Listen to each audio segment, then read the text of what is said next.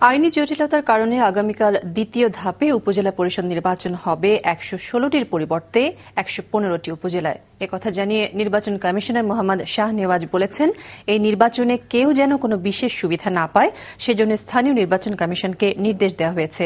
পাশাপাশি প্রথম ধাপের উপজেলা নির্বাচনের মতো দ্বিতীয় ধাপে অপ্রীতিকর ঘটনা এড়াতে সব ধরনের ব্যবস্থা নেওয়া হয়েছে বলেও জানান কমিশনার মোহাম্মদ শাহনেওয়াজ। নির্বাচনের সময় কোনো রকম ছাড় না দেওয়ার জন্য এবং খুব শক্তভাবে যেন কাউকে কোনো বিশেষ সুবিধা কেউ যেন না পায় সেই জন্য জিরো টলারেন্স নিয়ে যেন কাজ করে সেভাবে নির্দেশনাও দিয়ে দেওয়া আছে। আমরা আশা করছি কালকে খুব সুন্দর একটা পরিবেশে নির্বাচনগুলো অনুষ্ঠিত হবে।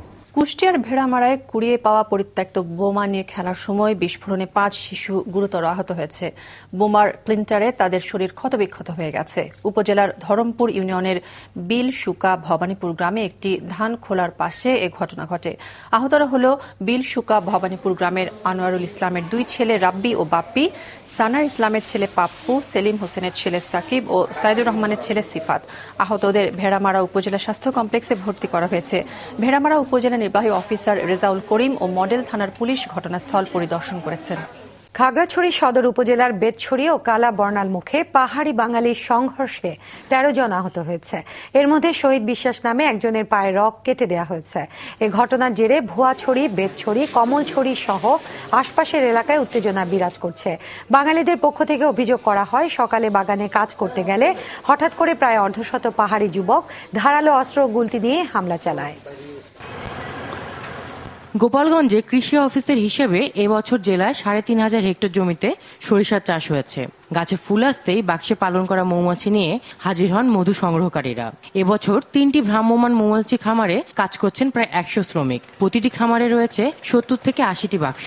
এক সপ্তাহ পর পর প্রতিটি বাক্স থেকে 6 থেকে 8 কেজি মধু আহরণ করছেন তারা। কাজ করতেছি এই জায়গার মধ্যে খুব ভালোই লাগতেছে। মধু সংগ্রহ করার জন্য অনেক দূর দূরান্ত থেকে চাষিরা প্রতি বছরে এখানে আসে, তারা চাষ করে খুব স্বাবলম্বী হয়েছে। গোপালগঞ্জে সরিষার চাষ বেশি হয়, দেশের বিভিন্ন এলাকার মৌচাষীরা এখানে চলে আসেন। এখানকার সংগৃহীত মধু ঢাকা থেকে শোধন হয়ে চলে যায় ওষুধ কোম্পানি সহ বিভিন্ন পাইকারি দোকানে। 6 থেকে 8 কেজি 10 কেজি মধু পর্যন্ত 5 সপ্তাহে একটা বক্স থেকে উৎপাদন করা সম্ভব। বেকার যুবকরা প্রশিক্ষণ নিয়ে মৌ চাষ করে আত্মনির্ভরশীল হতে পারে বলে জানালেন বিসিক শিল্পনগরীর সহকারী মহাব্যবস্থাপক। মৌচাষীর বিস্তারিত প্রশিক্ষণের পর মৌচাষীদের বিনামূল্যে বাষ্প প্রদান করা হবে এবং একটি মৌপল্লী গড়ে তোলা হবে। মৌ চাষের আধুনিক পদ্ধতি সারা দেশে ছড়িয়ে দিতে ও মধুর চাহিদা মেটাতে মৌপল্লী গুরুত্বপূর্ণ ভূমিকা রাখবে বলে মনে করছেন এই কর্মকর্তা। এনামুল হক বিজয়, শামসুর রহমান শুভর ওপেনিং জুটির ছন্দপতন 6 নম্বর ওভারে। ইন্ডিয়ান পেসার মোহাম্মদ সামির বলে তাঁর হাতেই ধরা পড়ে সাজঘরে ফেরেন শুভ। চুপসে যায় দর্শক আনন্দ। এনামুলের সঙ্গী হলেন মুমিনুল। দলীয় 49 আর ব্যক্তিগত 23 রানে স্ট্যাম্পড আউট হলেন তিনি। এনামুলের প্রশান্তি হয়ে অপর প্রান্তে নামলেন অধিনায়ক মুশফিক। এনামুল মুশফিক মিলে দর্শকদের ফিরিয়ে দিলেন আনন্দ নির্যাস। খেললেন 133 রানের পার্টনারশিপ। তারুণদের উদ্দামতার কাছে চাপ সামলে উঠতে পারলেন না বিজয়। ফলাফল 77 রানে বোল্ড আউট হলেন তিনি।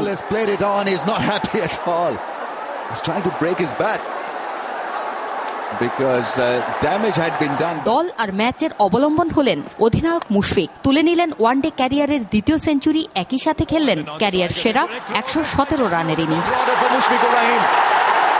Was batting on 97. There was only a single in that shot. Overthrows. Tried to the end. ওদিকে নাইম নাসির দুজনই আত্মসমর্পণ করলেন মোহাম্মদ সামির বলের কাছে। Right, that's the edge taken. So another 278. নির্ধারিত ওভারে 279 রানের স্কোর করে মুশফিক বাহিনী। Now they'll sneak the single in.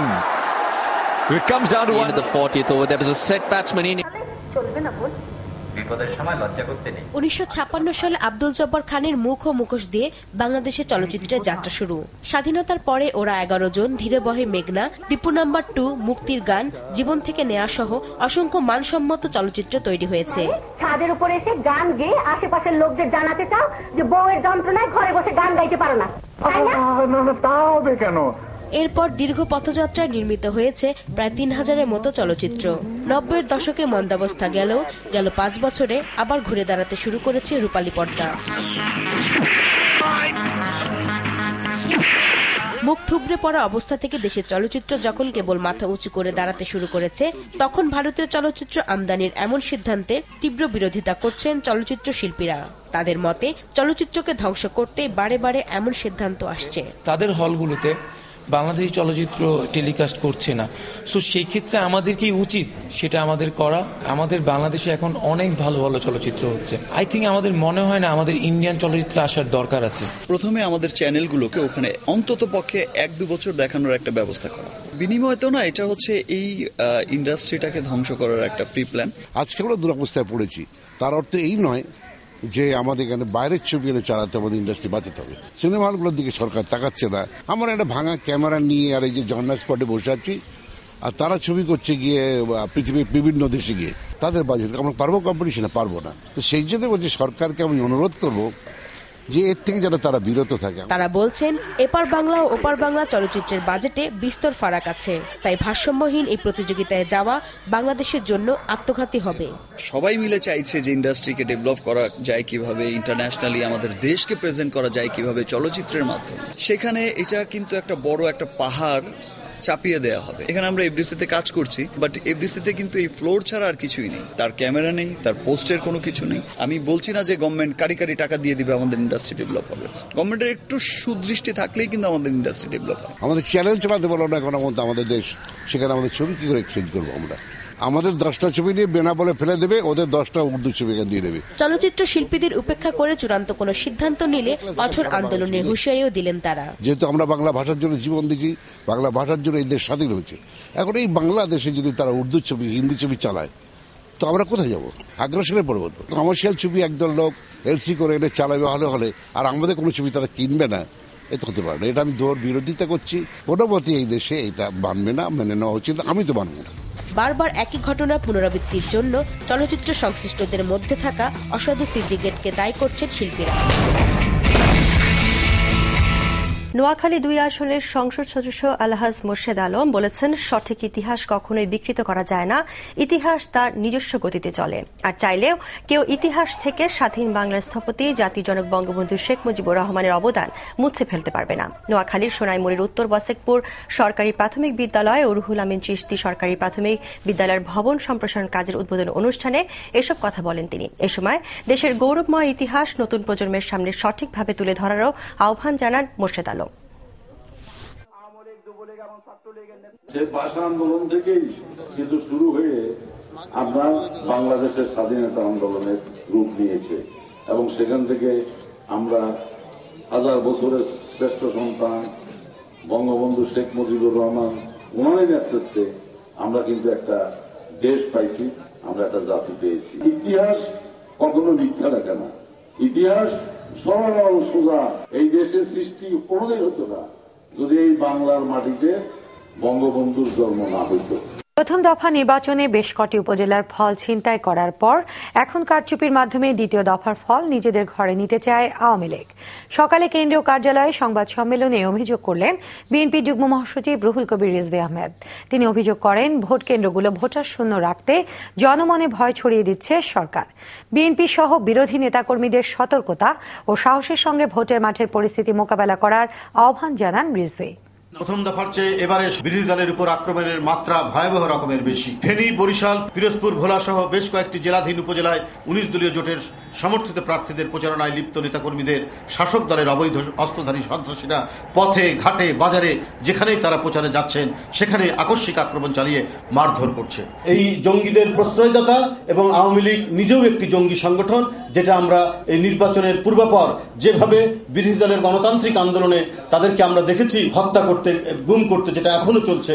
তো এই যে জঙ্গিদের কর্মকাণ্ড এবং এই শাসক দলের কর্মকাণ্ডের মধ্যে সমিল দেখি। এত বড় বড় জঙ্গি, তাদের প্রিজন ভ্যানে মাত্র 3 জন পুলিশ, বিশ্বাসযোগ্য কথা হতে পারে? আইএসআইয়ের সহায়তায় বেগম খালেদা জিয়া বিডিআর বিদ্রোহের সঙ্গে জড়িত ছিলেন, এ মন্তব্য করলেন আওয়ামী লীগের প্রচার সম্পাদক ডক্টর হাসান মাহমুদ। সকালে রাজধানীর পাবলিক লাইব্রেরি মিলনায়তনে এক আলোচনায় বিএনপি জামায়াত বাংলাদেশকে নিয়ে আন্তর্জাতিক ষড়যন্ত্র করছে বলেও অভিযোগ করেন তিনি। জামায়াত শিবিরের সম্পৃক্ততায় 19 দলীয় জোট জঙ্গি মোর্চায় পরিণত হয়েছে বলেও মন্তব্য করেন আওয়ামী লীগের এই নেতা। যেই বাহিনী সেই পরাজিত বাহিনীর সাথে যুদ্ধ করেছে তাদের বিরুদ্ধে ষড়যন্ত্রে লিপ্ত থাকবেন, এটি হচ্ছে স্বাভাবিক। যে বিডিআর বাহিনী, যে সেনাবাহিনীর সদস্যরা, আমাদের বীর সেনাবাহিনীর সদস্যরা যুদ্ধ করে দেশ স্বাধীন করেছে, তাদের বিরুদ্ধে তিনি ষড়যন্ত্রে লিপ্ত থাকবেন, এটি স্বাভাবিক। সেই ষড়যন্ত্রের অংশ হিসাবে আইএসআই এর সহায়তায় বেগম খালেদা জিয়া এই ষড়যন্ত্রের সাথে যুক্ত, তিনি এই বিডিআর হত্যাকাণ্ডের ষড়যন্ত্রের সাথে যুক্ত। নৌ পরিবহন মন্ত্রী শাহজাহান খান বলেছেন, পাপের মধ্য দিয়ে জন্ম নিয়ে পাপীদের সঙ্গে নিয়েই পথ চলছে বিএনপি। দুপুরে পাটুরিয়া ফেরিঘাটে নবনির্মিত মাধবীলতা ও বনলতা নামের দুটি ইউটিলিটি ফেরি সার্ভিস উদ্বোধন করে এসব কথা বলেন তিনি। মন্ত্রী আরো বলেন, বঙ্গবন্ধুকে হত্যার মধ্য দিয়ে বিএনপি গঠনের পর যুদ্ধাপরাধী দল জামাতকে এদেশে পুনর্বাসিত করেন জেনারেল জিয়া। বিএনপি কেমন একটি দল, এই দলের জন্মই হলো আজন্ম পাপ। বঙ্গবন্ধুকে খুন করে যারা ক্ষমতা দখল করেছিল, এবং খুন যদি পাপের কাজ হয়ে থাকে, তাহলে মেজর জিয়া যে ক্ষমতা দখল করেছিলেন, বঙ্গবন্ধুকে হত্যার মধ্য দিয়ে তিনি পাপের কাজটি করেছিলেন। টাঙ্গাইল ৮ আসনে জাতীয় সংসদ উপনির্বাচনে ঋণ খেলাপির দায় কৃষক শ্রমিক জনতা লীগ সভাপতি কাদের সিদ্দিকীর মনোনয়নপত্র বাতিল করা হয়েছে। সকালে কাদের সিদ্দিকী ও একই অভিযোগে জাতীয় পার্টির আশরাফ সিদ্দিকীর মনোনয়নপত্র বাতিল ঘোষণা করা হয়। এই উপনির্বাচনের রিটার্নিং অফিসার ও আঞ্চলিক নির্বাচন কর্মকর্তা সৈয়দ খুরশিদ আনোয়ার বিষয়টি নিশ্চিত করেছেন। বিএনপি জামাতের হরতাল অবরোধ ও নৈরাজ্যের পরও দেশে বৈদেশিক মুদ্রার রিজার্ভ বেড়েই চলেছে, একথা জানালেন শিল্পমন্ত্রী আমির হোসেন আমু। সকালে সিলেটের ফেঞ্চুগঞ্জে নির্মাণাধীন দেশের সবচেয়ে বড় সার কারখানা বাংলাদেশ শাহজালাল ফার্টিলাইজার ফ্যাক্টরি নির্মাণ কাজ পরিদর্শন শেষে তিনি সাংবাদিকদের একথা জানান। এ সময় মন্ত্রী জানান, এরই মধ্যে কারখানার ৭৩% কাজ শেষ হয়েছে। ৩ মার্কিন কূটনীতিককে বহিষ্কারের জবাবে ভেনেজুয়েলার ৩ কূটনীতিককে বহিষ্কার করল যুক্তরাষ্ট্র। মার্কিন স্টেট ডিপার্টমেন্ট জানায়, ওয়াশিংটন ছাড়তে Ignacio Luis Cazal Avalos, Victor Manuel Pisani Aspurua ও মার্কোস জস গার্সিয়া ফিগুয়েরোডো নামে ভেনেজুয়েলার ওই ৩ কাউন্সিলরের ৪৮ ঘণ্টার সময়সীমা বেঁধে দেওয়া হয়েছে। এই ঘটনার মাত্র ১০ দিন আগে সরকার বিরোধী আন্দোলনে বিক্ষোভকারীদের সঙ্গে যোগসূত্র থাকার দায় কারাকাস থেকে ৩ মার্কিন কূটনীতিককে বহিষ্কার করেন প্রেসিডেন্ট নিকোলা মাদুরো। ওই অভিযোগকে মিথ্যা ও ভিত্তিহীন বলে দাবি করেছেন মার্কিন প্রেসিডেন্ট বারাক ওবামা। এদিকে যুক্তরাষ্ট্রের নতুন রাষ্ট্রদূত হিসেবে ম্যাক্সিমিলিয়ান আরভেলায়েজের নাম ঘোষণা করেছে ভেনেজুয়েলা সরকার। চলতি বছর শেষ নাগাদ আফগানিস্তান থেকে সব মার্কিন সেনা প্রত্যাহারের পরিকল্পনা বাস্তবায়নের পর দেশটিতে আর কোনো সেনা রাখবে না যুক্তরাষ্ট্র। এ বিষয়ে সম্ভাব্য প্রস্তুতি নিতে মার্কিন প্রতিরক্ষা দফতর পেন্টাগনকে নির্দেশ দিয়েছেন প্রেসিডেন্ট বারাক ওবামা। প্রতিশ্রুতি অনুযায়ী চলতি বছর শেষ নাগাদ আফগানিস্তান সব সেনা সরিয়ে নেওয়ার পরিকল্পনা থাকলেও আল কায়েদার বিরুদ্ধে সন্ত্রাস বিরোধী অভিযান পরিচালনা ও আফগান সেনাদের প্রশিক্ষণের জন্য দেশটিতে কয়েক হাজার সেনা থেকে যাওয়ার কথা ছিল। এ ব্যাপারে যুক্তরাষ্ট্রের সঙ্গে দ্বিপক্ষীয় নিরাপত্তা চুক্তি করার কথা থাকলেও তালেবানদের সঙ্গে প্রথমে শান্তি আলোচনা প্রক্রিয়া শুরুর তাগিদ দিয়ে চুক্তিতে সই করতে অস্বীকৃতি জানান আফগান প্রেসিডেন্ট হামিদ কারজাই। তার এই অনীহায় হতাশ হয়ে এই পদক্ষেপ নিল যুক্তরাষ্ট্র।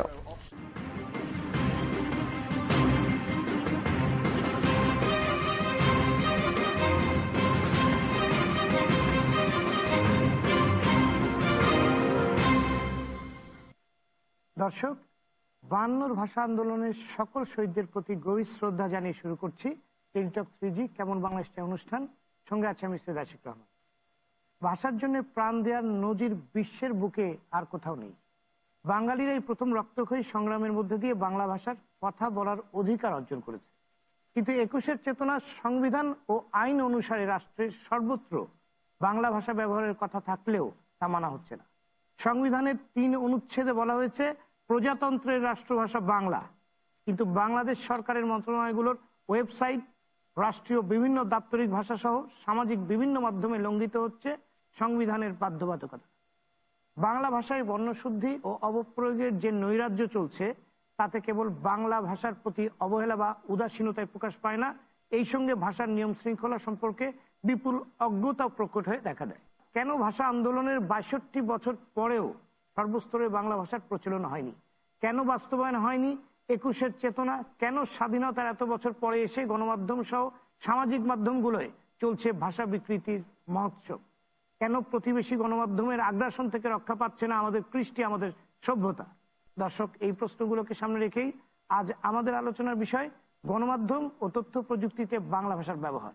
আর এই বিষয়ে কথা বলার জন্য আজ আমাদের সাথে আছেন ডাক, টেলিযোগাযোগ ও তথ্য প্রযুক্তি প্রতিমন্ত্রী জুনাইদ আহমেদ পলক এমপি আছেন সিনিয়র সাংবাদিক মাহফুজুল্লাহ, আছেন বিশিষ্ট নাটক নির্মাতা ও চলচ্চিত্র নির্দেশক মোস্তফা সরোয়ার ফারুকী এবং টেলিটক বাংলাদেশ লিমিটেডের ব্যবস্থাপনা পরিচালক মুজিবুর রহমান।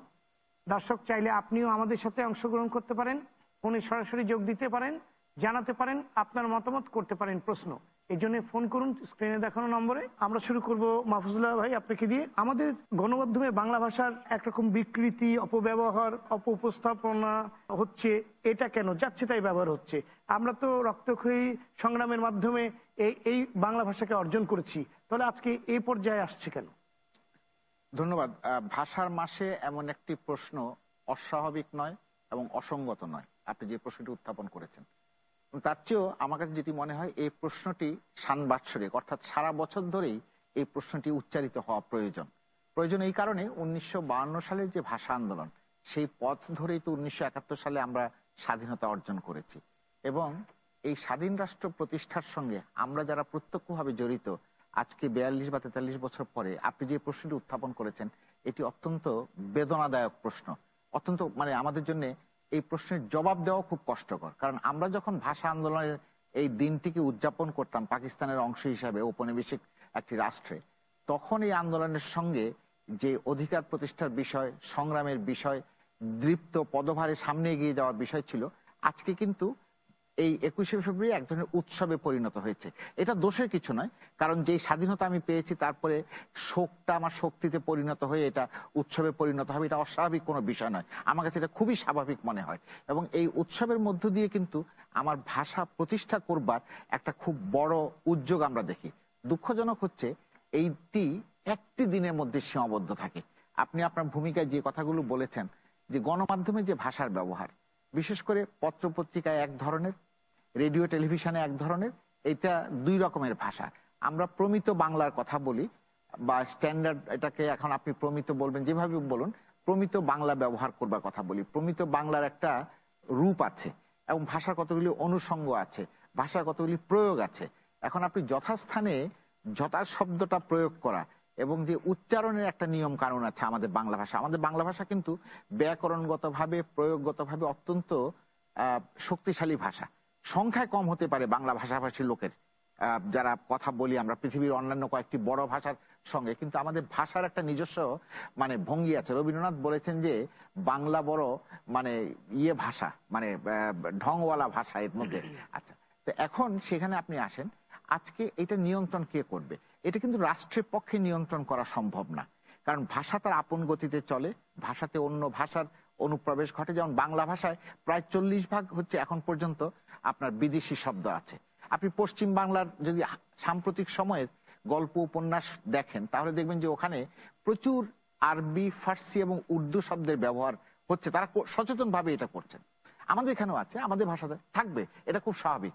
কারণ যেমন ধরেন আপনি এই যে কথা বলছেন, গণমাধ্যম ও তথ্য প্রযুক্তির কথা বলছেন, তো তথ্য প্রযুক্তিতে আপনার ঘরের যে মানুষটি যে কাজ করে, ধরেন সে যখন টেলিফোন করে, টেলিফোন করার পরে সে বলে আমাকে একটা মিস কল দিও অন্য প্রান্তের লোককে, তো এটা বাংলা না ইংরেজি, এটা কিন্তু আমরা ওইটা করি না আপনার। এখন এই প্রযুক্তির কারণে কিন্তু ভাষা পরিবর্তন হয়েছে, অনেক নতুন বিষয় এসছে। আমার দুঃখটা হচ্ছে যেই ঢঙ্গে আপনার FM রেডিওতে উচ্চারণগুলো ব্যবহৃত হয়, তাতে আমার কাছে মনে হয় যেটা ভাষাকে একরকম ভাবে আমরা ধর্ষণের পর্যায়ে নিয়ে গেছি। এই অধিকার তো কেউ কাউকে দেয়নি। হতে পারে আপনি চট্টগ্রাম বাড়ি, চট্টগ্রাম ভাষায় কথা বলবেন, আমি শেষ করে আনছি এই পর্যায়ে। আরেকজনের বাড়ি হয়তো নোয়াখালী, তিনি নোয়াখালী ভাষায় কথা বলবেন।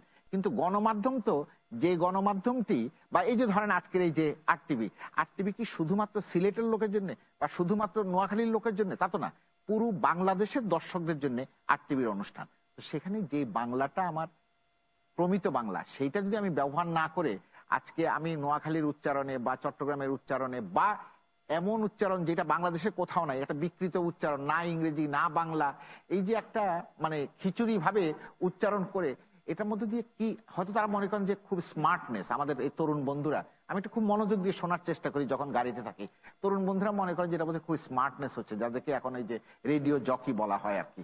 কিন্তু তাতে তো আসলে ভাষার আমরা ক্ষতি করছি। জি, আপনার কাছে আবার আসবো জনাব ফারুকী।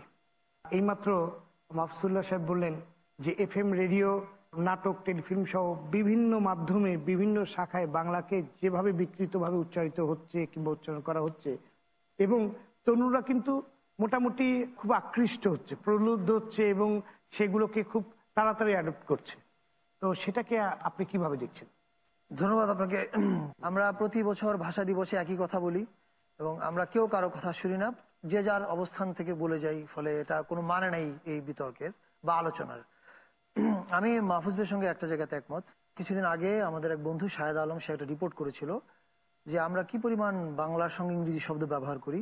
এটা একজন বিদেশি এসে এক আমেরিকান বলছিল যে তোমরা এত বাংলার সঙ্গে বিদেশি কেন মেশাও, অন্য দেশের শব্দ তোমার তো একটা, যেমন তুমি ও একটা শব্দ বলছিল রিপোর্টার বলে এটা তো বাংলা আছে, তুমি বাংলা ইউজ করছো না কেন, এই যে আমি ইউজ বললাম।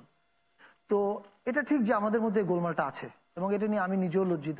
আমি মনে করি এটার ঐতিহাসিক বাস্তবতা আমরা জানি, কেন আমাদের বাংলার সঙ্গে ইংরেজি মিশে কেন একটা মিসকল করে দিয়ে এগুলো আসে, এগুলো রাজনৈতিক, সামাজিক, অর্থনৈতিক বাস্তবতা আছে। কিন্তু পাশাপাশি এটাও সত্য যে আমাদের চেষ্টা করা উচিত নিজের ভাষায় যত সম্ভব বেশি কথা বলা।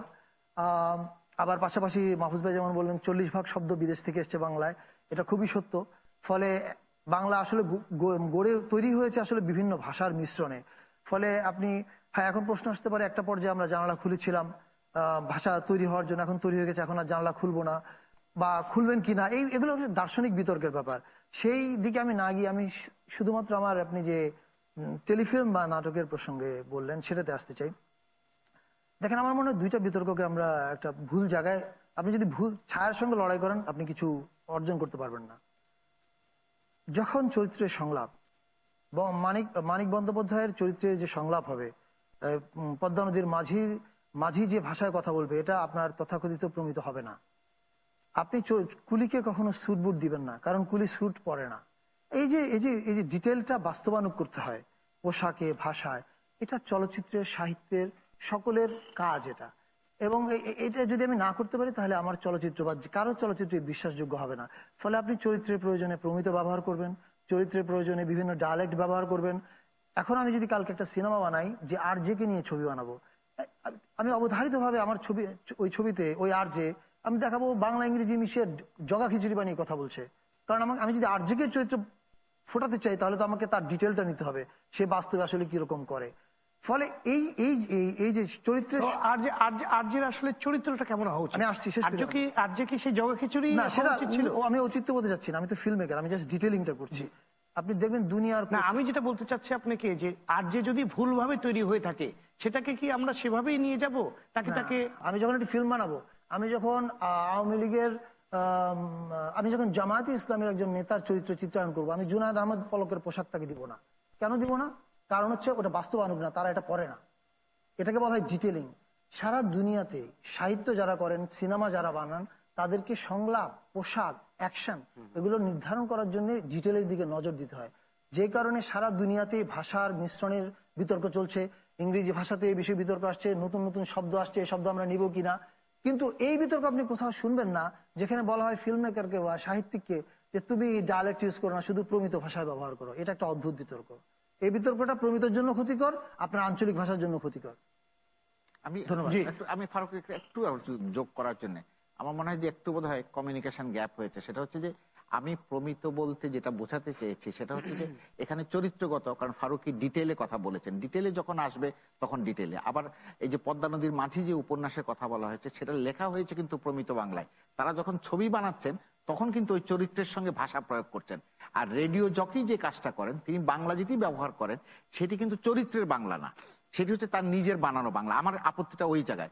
আপনি অন্যান্য দেশেও এফএম রেডিও গিয়ে শোনেন, সেখানেও কিন্তু এখন ধরেন আমেরিকান ইংরেজি এবং অস্ট্রেলীয় ইংরেজির মধ্যে আকাশ পাতাল তফাৎ উচ্চারণগত ভাবে, বা ব্রিটিশ ইংরেজির সঙ্গে আমেরিকান। এমনকি আপনার ফিলিপিন্সের ওরা যখন ইংরেজি বলে ওরা কালচার বলে না, ওরা কুলচার বলে, এগ্রিকুলচার, কুলচার এটা বলে। তো এটা হচ্ছে ফিলিপিনো উচ্চারণ। কিন্তু কথা হচ্ছে যে তারা ইংরেজির যেটা স্ট্যান্ডার্ড আছে সেটাকে কিন্তু আমেরিকান রেডিও জকি ওইটা বিকৃত করে বলে না। বাকিটা হচ্ছে চরিত্রগত, সেখানে আমার চরিত্র হবেই, চরিত্রের প্রয়োজনে আপনি আনবেন, ওই ডায়ালেক্ট আনবেন বা যেটাই আনেন তার আচরণ আনবেন, সেগুলো আনবেন। জি, ধন্যবাদ। জনাব জুনায়েদ আহমেদ পলক, বাংলা ভাষা আইন 1987 অনুযায়ী রাষ্ট্রের প্রতিটা ক্ষেত্রে বাংলা ব্যবহারের বাধ্যবাধকতা আছে, সেটা কি আসলে আমরা মেনে চলছি কিংবা সেটা কি দেখছি? ধন্যবাদ আশিক ভাই। আজকে আসলে টেলিটক 3G কেমন বাংলাদেশ চাই, তো অবশ্যই আজকে আপনি যে বিষয়টা নির্ধারণ করেছেন ভাষা শহীদের মাস, আমি আজকে RTV যা দর্শক আছেন তাদেরকে শুভেচ্ছা জানাচ্ছি এবং 52-এর আমাদের মায়ের ভাষা আমাদের মুখে তুলে দেওয়ার জন্য যারা আত্মদান করেছিলেন তাদের শহীদদের প্রতি মাগফিরাত কামনা করছি, শ্রদ্ধা নিবেদন করছি। এবং আজকে এখন 25শে ফেব্রুয়ারি 2009 সালে যারা বিডিআর বিদ্রোহে যারা শহীদ হয়েছিলেন তাদের আত্মার মাগফিরাত কামনা করে এইটুকু বলতে চাই, আপনি বেশ কিছু বিষয় এসছে। আমি 1987 সালের আইন সর্বক্ষেত্রে বাংলার ব্যবহার, এটা আমরা সর্বক্ষেত্রে মানতে পারছি না। এটা আমাদের অবলীলায় স্বীকার করতে হবে, কারণ এটা অস্বীকার করার কোনো কারণ নাই। কারণ আমরা সব জায়গায় দেখছি দোকানপাট, বিভিন্ন সরকারি বেসরকারি ব্যক্তিগত বিভিন্ন প্রতিষ্ঠানে আমরা দেখছি যে সর্বক্ষেত্রে বাংলার ব্যবহারটা যেখানে করা যেত কিন্তু সেখানে করা হচ্ছে না সেইভাবে, সব জায়গায় আর কি। তো এখন বিষয়টা হচ্ছে যে এটা আসলে অনেক ক্ষেত্রে প্রয়োজনও আছে অন্য ভাষাকে নেওয়ার। কারণ আপনি যখন একটা ব্যবসার দিকে দেখবেন, যেমন ধরেন একটা মোবাইল কোম্পানি, সেটা হোক আমাদের বাংলাদেশের নিজস্ব ব্র্যান্ড টেলিটক কিংবা অন্য কোনো দেশের সাথে মাল্টিন্যাশনাল পার্টনারশিপ থাকুক, সেখানে কিন্তু তাদের কিন্তু গ্রাহকদেরকে আকর্ষণ করতে হবে। বাংলাদেশে অনেক প্রবাসী আসেন, বাংলাদেশে অনেক বিদেশি আসেন, তাদেরকে তো আপনি অবশ্যই বাংলা ভাষায় লিখলে তো তারা বুঝবে না, সেই বিষয়গুলো থাকবে। সেটা একটা মার্কেটিং পলিসির ব্যাপার বা অন্য কোনো বিষয় থাকতে পারে। কিন্তু অনেক বিষয় আছে আপনি যেটা বলতে চাচ্ছেন যে সর্বক্ষেত্রে ধরেন রাষ্ট্রীয় পর্যায়ে সংবিধানের 3 অনুচ্ছেদে যেটা আছে যে প্রজাতন্ত্রের ভাষা হবে বাংলা, এইটা হচ্ছে মূল জায়গা। যে প্রজাতন্ত্রের ভাষা যেহেতু বাংলা, অতএব প্রজাতন্ত্রের সকল কর্মকাণ্ড এবং আপনার আজকের যে বিষয় গণমাধ্যম এবং প্রযুক্তির ভাষা বাংলা আমরা কিভাবে আনতে পারি। কারণ আপনি এটা তো স্বাভাবিক ব্যাপার, কারণ আপনি কবির ভাষায় বলতে হয় যে যেই কবিতাটা আমরা পড়েছি বারবার, যে কি যে অপমানে তব জ্বলে উঠেছিলে সেদিন বর্ণমালা, সেই থেকে শুরু দিন বদলের পালা। তো আসলে তো আমাদের চেতনায় যে 21, এটা তো একটা পরিবর্তন, অন্যায়ের বিরুদ্ধে অনিয়মের বিরুদ্ধে। তো আজকে অবশ্যই আমরা ভাষার মাসে এই ধরনের চেতনা জাগ্রত আরো বেশি হবে, এটা অবশ্যই আমরা স্বীকার করতে হবে। এটা ঠিক যেটি মাহফুজুল্লাহ স্যার বললেন যে একটা দিন বা একটা মাস আমরা শুধু বাংলা ভাষাকে সর্বক্ষেত্রে প্রতিষ্ঠিত করার চেষ্টা করব আর বাকি 11 মাস আমরা ভাষার সংমিশ্রণ ঘটাবো, এটা অবশ্য মানা যায় না। কিন্তু আমি এটাও সমর্থন করি যে এই মাসটাতে যে আমরা এই চেতনাতে জাগ্রত হই এবং আমাদের ভেতরে যে তাগিদটা অনুভব করি, এটারও কিন্তু বিশেষ প্রয়োজন রয়েছে। আপনি সব সময় সব মাসে সব দিনে একই রকম থাকবেন না, নিশ্চয়ই সকালে যেরকম আবহাওয়া থাকে বিকালে সেরকম থাকে না। ফলে এক একটা মাসের গুরুত্ব, যেরকম বিজয়ের মাসে আমরা ডিসেম্বরে যেভাবে আমাদের চেতনা জাগ্রত হয়, 21শে ফেব্রুয়ারি আমাদের মার্চে বা এপ্রিলে বা বৈশাখে, এটা ভিন্ন ভিন্ন থাকবে। এটাকে আমাদের কিন্তু সমুন্নত রাখতেও হবে।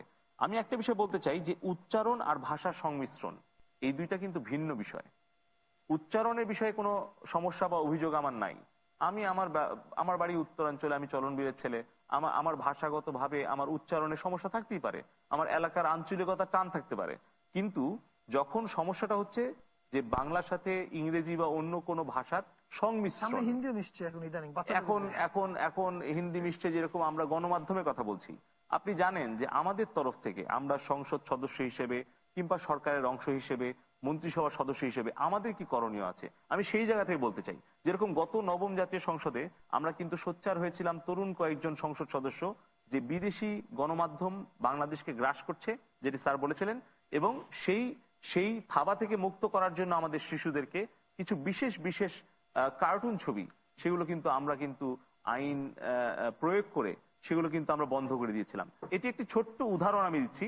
সেই উদাহরণটা হচ্ছে যে আমি সেই কার্টুন ডোরেমন যেটা, তো ওইটার যে নৈতিকতা, একটা নির্মাতার কিন্তু যেটা বললেন সবকিছুই উপস্থাপন করবেন, কিন্তু একটা নৈতিক জায়গা থাকতে হবে যে অবশ্যই শেষে যে হিরো জিতবে, অথবা সেখানে নায়কের একটা নৈতিক অবস্থান থাকবে, নায়ক সত্যের পথে থাকবে আর ওই যে ভিলেনরা মিথ্যা বা অন্যায়ের পথে থাকবে।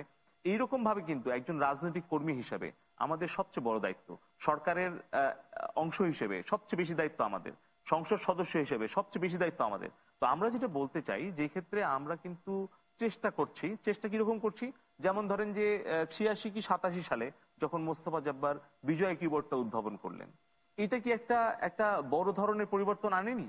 বাংলা কিবোর্ড, আজকে বাংলাদেশে যত কিবোর্ড আসছে, এখন কিবোর্ডের বাংলা কিন্তু এখনো আসেনি। আমাদের আইসিটি সেক্টরে আপনি বলছেন প্রযুক্তির বাংলা, এখন বিষয়টা হচ্ছে কি আমরা বাংলা শব্দটা ব্যবহার করব নাকি প্রযুক্তি এবং গণমাধ্যমে বাংলার প্রয়োগটা নিশ্চিত করব। যেমন ধরুন যে আপনার কিবোর্ডটা, এখন বাংলা কিবোর্ড আসাতে যে একটা বৈপ্লবিক পরিবর্তন এসছে, এটাকে কিন্তু সরকার সেটাকে আর কি প্রাধান্য দিয়েছে বা তাকে সুযোগ করে দিয়েছে। একইভাবে আমি বলবো যে আজকে আপনি দেখুন 38 লক্ষ তরুণ তারা কিন্তু এখন ফেসবুক ব্যবহার করছে। এই যে ফেসবুকে আমরা বলবো কি ফেসবুকের সংস্কৃতি, এটাকে কি আমরা ছেড়ে ফেলতে পারবো না। আমরা ফেসবুককে কিন্তু আটকাতে পারবো না, ইউটিউবকে আমরা আটকাতে পারবো না। নতুন তথ্য প্রযুক্তির যে বাঁধ ভেঙে দিয়েছে পৃথিবীর, আজকে যে গোটা বিশ্ব একটা মানে গোটা গ্লোবাল ভিলেজে পরিণত হয়েছে, এইখান থেকে কিন্তু আপনি বাদ দিয়ে আটকাতে পারবেন না। বরঞ্চ কি করতে হবে, সেটাকে ফিল্টারিং করে আমাদের শুদ্ধ জিনিসটা নিতে হবে এবং আমাদের ভাষার প্রয়োগটা করতে হবে। আজকে লক্ষ্য করে দেখেন অভ্র যখন মানে উদ্ভাবিত হয়েছে, আজকে অনেক বাংলা অ্যাপস তৈরি হয়েছে, মোবাইল অ্যাপস, মায়াবী কিবোর্ড হয়েছে, বিজয় কিবোর্ড হয়েছে। এর ফলে কিন্তু আমি আমার মোবাইলে, আপনি আপনার মোবাইলে কিবোর্ড আপনি বাংলা ব্যবহার করতে পারছেন। ফলে আপনি লক্ষ্য করে দেখবেন যে এখন সোশ্যাল মিডিয়াতে, সোশ্যাল নেটওয়ার্কিং এ, এখন কিন্তু সামাজিক গণমাধ্যমে এখন বাংলা কিন্তু সবচেয়ে বেশি শক্তিশালী রূপে আবির্ভূত হয়েছে। তো আমি বলতে চাই যে এইভাবেই আমরা এই পরিবর্তনগুলো আনতে চাই। আরেকটি বড় আমাদের মানে প্রাপ্তি, সেটা হচ্ছে 2010 সালে যেটি বলছিলেন পশ্চিমবঙ্গের বাংলায় অনেক হিন্দি, উর্দু অনুপ্রবেশ করেছে। তো এরকম ভাবে কিন্তু আমাদের ইউনিকোডের সদস্য পদ আমরা পেয়েছি এবং আগামী মে মাসে আমাদের আরেকটা বৈঠক রয়েছে, মিটিং রয়েছে। এই যে ইউনিকোডের সদস্য পদ পাওয়া ফলে আমাদের পশ্চিমবঙ্গের বাংলার সাথে আমাদের বাংলাদেশের বাংলার যে বিশেষ পার্থক্যগুলি ছিল, ওরা ধীরে ধীরে আমাদেরকে গ্রাস করছিল, সেটা কিন্তু আমরা ইউনিকোডের সদস্য হওয়ার ফলে সরকার কিন্তু এখানে ভূমিকা রেখেছে। আমি বলতে চাচ্ছি যে যার যার জায়গা থেকে, যেরকম মোস্তফা সরোয়ার ফারুকী ভাই বললেন উনার চলচ্চিত্র নির্মাণের ক্ষেত্রে উনি কোন কোন জায়গায় লক্ষ্য করছেন, এখন সাংবাদিকতার জায়গায় মাহফুজুল্লাহ ভাই কোথায় কোথায় লক্ষ্য করছেন। তো আপনারা যারা নেতৃত্ব, আমরা যারা যেই জায়গায় নেতৃত্ব দিচ্ছি, রাজনৈতিক অঙ্গনে, গণমাধ্যমে, চলচ্চিত্র মাধ্যমে এবং প্রশাসনিক জায়গায়, সেই জায়গাগুলোতে যদি আমরা একটু সতর্ক হই এবং আমরা যদি সতর্ক হয়ে বাংলাকে আমরা প্রতিষ্ঠিত করতে পারি, এটা কিন্তু আমাদের জ্ঞানের প্রসার, প্রযুক্তির প্রসারের ক্ষেত্রেও কিন্তু সহজ হবে। কারণ আপনি যখন বাংলা মায়াবী কিবোর্ড যখন আমরা ডাউনলোড করি অ্যাপসটা, তখন যত সহজে বাংলাদেশের গ্রামীণ জনপদের বেশিরভাগ মানুষ যখন এখানে আপনার ইন্টারনেট ইউজ করতে পারে, ঠিক একইভাবে কিন্তু সেটা যদি আমাদের ওই মোবাইল অ্যাপসটা যদি এই যে প্রযুক্তিতে বাংলার ব্যবহারটাকে যদি আমরা নিশ্চিত করতে না পারতাম, তাহলে কিন্তু এত সংখ্যায় মানুষ আজকে কিন্তু এই ইন্টারনেটের সংযোগের সুযোগটা বা সুবিধাটা ব্যবহার করতে পারতো না। তাই আমি সংক্ষেপে বলতে চাই এইটুকুই যে আসলে আমাদের লক্ষ্য করতে হবে যে কোথায় কোথায় আমাদের কাজ করার আছে।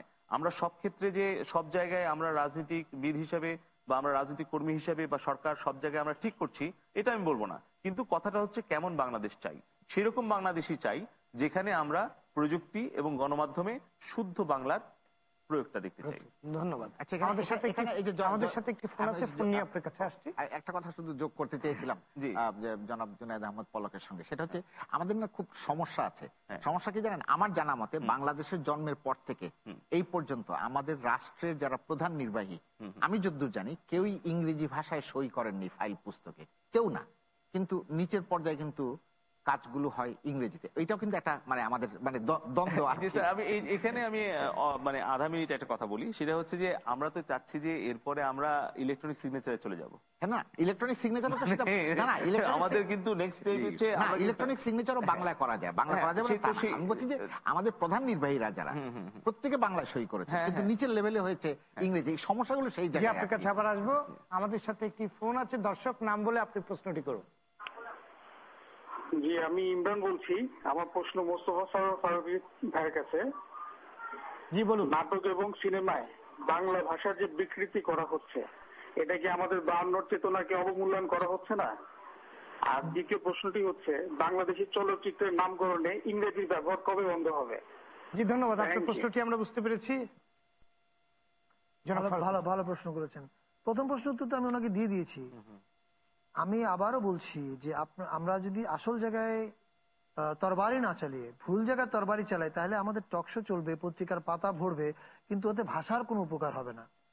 উনি যে বিকৃতির কথা বলেছেন, আমি জানি না এই বিকৃতির অর্থ কি। না ফারুকী, আমার মনে হয় যে এটা বোধহয় টেলিভিশন বা ইয়ে ক্ষেত্রে না, এটা মূলত অভিযোগটা এসছে কিন্তু এফএম রেডিও থেকে। এখানে খেলাটা অন্য জায়গায়। আমি বলি, আমি একটু বলি, এফএম রেডিও থেকে এটা এসছে। এখন আঞ্চলিক ভাষায় যেমন ডক্টর মোহাম্মদ শহীদুল্লাহ, তিনি যখন বাংলা তখন তার তিনি বললেন যে আমাদের প্রথম এবং প্রধান কর্তব্য হচ্ছে আমাদের যে আঞ্চলিক ভাষা আছে তার অভিধান তৈরি করা। এবং তিনি পুরোটা তৈরি করে যেতে পারেন নাই, কিন্তু আঞ্চলিক পরিভাষা, কারণ এটা অত্যন্ত গুরুত্বপূর্ণ, ভাষাকে সাংঘাতিক ভাবে রিচ করে এটা।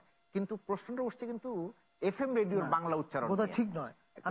না, যেমন আমি বলি, আপনি এখন FM রেডিওতে, আমি জানি না অন্যদের কি অভিজ্ঞতা, আমার অভিজ্ঞতা কেমন করে একটা পিকুলিয়ার একটা শব্দে উচ্চারণ করে। কিন্তু উনি যে প্রশ্নটা করেছেন পার্টিকুলারলি, এবং আশিক ভাই এবং আমাদের গত 5-10 বছর ধরে পত্রিকার পাতা ভরে উঠছে যে কারণে FM পরে এসে যুক্ত হয়েছে, মূলত শুরু হয়েছিল কি, যে আপনি যদি একটু শুনতে চান 5 মিনিট আমি আপনাকে বলতে পারি। আপনাকে 5 মিনিট আছে? আচ্ছা, প্রথমে আলোচনাটা শুরু হলো আমাদের কিছু প্রোডাক্ট কাজ জনপ্রিয় হতে শুরু করার পরে প্রথম আলোতে একটা বিতর্ক শুরু হলো, ভাষা বিষয়ক বিতর্ক, যে মোস্তফা সরোয়ার ফারুকী তো বাংলা ভাষা শেষ করে দিচ্ছেন। কিভাবে শেষ করছেন? উনি তো বিকৃত ভাষা ব্যবহার করছেন। কি বিকৃত? উনি প্রমিত ব্যবহার করছেন না। তখন আমি একটা লেখা লিখলাম প্রথম আলোতে, পাল্টা উত্তর দিয়ে, যে প্রমিত ব্যবহার করছি না এই কারণে, যখন প্রমিত ব্যবহার করা দরকার যে চরিত্রে, তাকে সেটা দিচ্ছি, যে চরিত্র নোয়াখালী দরকার তাকে নোয়াখালী দিচ্ছি, যে চরিত্র ঢাকা দরকার তাকে ঢাকা দিচ্ছি, যার যেটা দরকার। এরপরে বিতর্কটা কিন্তু অন্যদিকে চলে গেছে। বিতর্ক কোথায় গেছে? বিতর্ক একটা পর্যায়ে গিয়ে আমাদের দেশের একজন প্রথিতযশা, দীর্ঘদিন উনি বামপন্থী রাজনীতি করেছেন, আমাদের একজন বড় ভাই, নাট্য নির্দেশক এবং নাট্য ব্যক্তিত্ব, উনি প্রথম আলোতে লিখেছেন, সব মানলাম, কিন্তু গ্রামের একটা চাষা লুঙ্গি পরা চাষি, ওনার মুখে অপ্রমিত ভাষা মানতে পারি, ঢাকা শহরে শার্ট প্যান্ট পরা লোক কেন অপ্রমিত ভাষায় কথা বলবে টেলিভিশনে? এখন গোলমালটা হচ্ছে, আপনারা ধরে নিয়েছেন বাংলাদেশের সকল নায়ক, ঢাকা শহরে আমরা যে মধ্যবিত্ত জীবন দেখাই, তার সকল নায়ক প্যান্ট শার্ট পরা থাকবে এবং কলকাতার লোকেদের মতো প্রমিত বাংলায় কথা বলবে। কিন্তু আমি তো ভাই সেই বাস্তবতা দেখিনি। আমার আসলে বাংলা ভাষায় কি আমরা যারা শুদ্ধ, যারা সবাই যারা শুদ্ধ কথাটা বলে, তারা কি কলকাতার মতো করে ভাষা বলে? আমি বলছি আপনাকে, আমাদের বাংলাদেশে যে যখন 70-80 দশকের সিনেমা, তো মধ্যবিত্ত নায়ক মানে হচ্ছে প্রমিত বাংলায় কথা বলবে, এই চলটা কোত্থেকে এসছে? কারণ আমাদের চোখের সামনে রেফারেন্স ছিল কলকাতার বাংলা ছবি, আমাদের চোখের সামনে রেফারেন্স ছিল উত্তম কুমার সুচিত্রা। ফলে আমরা ধরে নিয়েছি মধ্যবিত্ত নায়ক যিনি শিক্ষিত, তাকে তথাকথিত প্রমিত ভাষায় দিতে হবে। কিন্তু আমার কাছে মনে হয়েছে, আমি আমার আশেপাশে অনেক মেধাবী মানুষ, শিক্ষিত মানুষকে দেখেছি, তারা প্রয়োজনে প্রমিত ভাষায় কথা বলে, প্রয়োজনে তথাকথিত অপ্রমিত ভাষায় কথা বলে। এবং আমার কাছে সবগুলো ভাষা আমার নিজের ভাষাই মনে হয়েছে, কোনোটা আমার কাছে দূরের ভাষা মনে হয়নি। প্রমিত আমার ভাষা, ঢাকার ভাষা আমার ভাষা, নোয়াখালী আমার, ওই জুনায়েদ আহমেদ পলকের নাটকের সব আমার আঞ্চলিক। আমার মনে হয়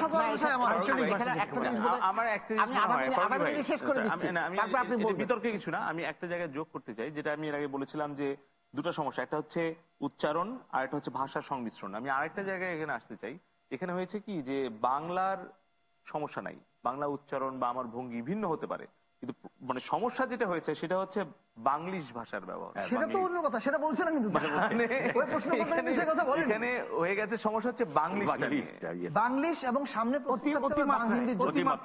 এইটাই আমার মনে হয় যে মূল জায়গাটা, হয়তো মানে প্রশ্নকর্তাও হয়তো সেটা গোলমালের জায়গা হওয়া উচিত। আমার মনে হয় গোলমালের জায়গাটা বেঁধে গেছে, গোলমাল বাংলিশ নিয়েছে। না, আরেকটা বিষয় আছে, এটা বোধহয় আমাদের একটু ইয়ে করা, বিবেচনায় নেওয়া প্রয়োজন আছে। আমার কাছে মনে হয় আমরা বসার ঘরে যে ভাষায় কথা বলি, শোবার ঘরে সেই ভাষায় কথা বলি, খাওয়ার টেবিলে যে ভাষায় কথা বলি, রান্নাঘরে সেই ভাষায় কথা বলি, প্রেমিকার সঙ্গে যে ভাষায় কথা বলি, বউয়ের সঙ্গে সেই ভাষায় কথা বলি না, বউয়ের সঙ্গে যে ভাষায় কথা বলি সেই ভাষায় বাবার সঙ্গে বলি না। বলছেন যে আপনার ওটা হতে, কিন্তু তারপরেও এই সমস্ত কিছুর মধ্যে কিন্তু একটা যোগসূত্র আছে। সেই যোগসূত্র, ভাষার যে প্রাণটা, সেই প্রাণটা তো টিকিয়ে রাখান, সেই প্রাণটা কি আপনি ওই যে জীবন কাঠি ভোমরার ভিতরে ভরে রাখবেন, না খুলে দিবেন? খুলে দিলে একটা জায়গায় কিন্তু আমাদের দাঁড় করাতে হবে, মানে ভাষাতে অন্য জিনিস আসবে। যেমন ভাষাকে বন্ধ করে রাখতে না, এটা নোয়াম চমস্কির বিখ্যাত এটা তত্ত্ব আছে, যে ভাষাকে বন্ধ করে রাখলে আপনি ভাষা মরে যাবে। আর এমনিতে বাংলা ভাষার ভবিষ্যৎ কি হবে সেটা আরেক প্রশ্ন।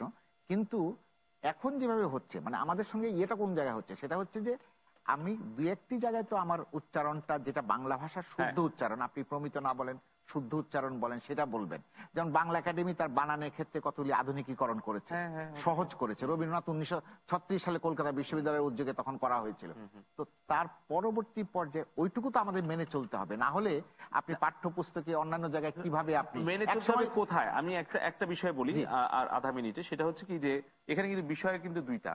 একটা হচ্ছে যে আপনি বলছেন যে গণমাধ্যম এবং প্রযুক্তি, আজকের যে বিষয়টা, এখানে আমি বলবো চলচ্চিত্র নির্মাতা অথবা নাট্য নির্মাতা, তাদেরকে কিন্তু আমরা এখানে দোষারোপ করার জায়গাটা আমাদের অনেক কম। কারণটা হচ্ছে তারা চরিত্র রূপায়ণ করে, যেটা সারা দুনিয়াতে কখনো এই প্রশ্ন আমি এই জন্য বলছি যে তারা সমাজের বিভিন্ন ক্ষেত্রে যে যে চরিত্র তারা পায়, সেটাকে তারা কিভাবে রূপ দেবে, সেই চরিত্রগুলো তুলে আনবে যত ভালো করে সম্ভব। যেরকম আমরা শুনেছি, ছোটবেলায় দেখেছি যে কেউ যদি নাটক করে ভিলেনের মানে চরিত্র করে, সে যদি একটা স্যান্ডেল খায় স্টেজে, তার মানে বুঝতে হবে তার অভিনয় সবচেয়ে ভালো ছিল, তাই না?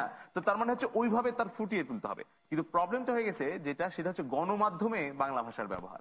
এখন গণমাধ্যমে আপনি একটা খবর পাঠ করছেন, সেই খবর পাঠের সময় আপনি যদি আনুষ্ঠানিক ভাষা এই আনুষ্ঠানিক ভাষায় যদি আপনি কোনো ধরনের বিকৃতি আনেন বা কোনো ধরনের পরিবর্তন করতে চান কিংবা বাংলিশের ব্যবহার করেন, সেখানে আমাদের অভিযোগ শক্তভাবে আছে।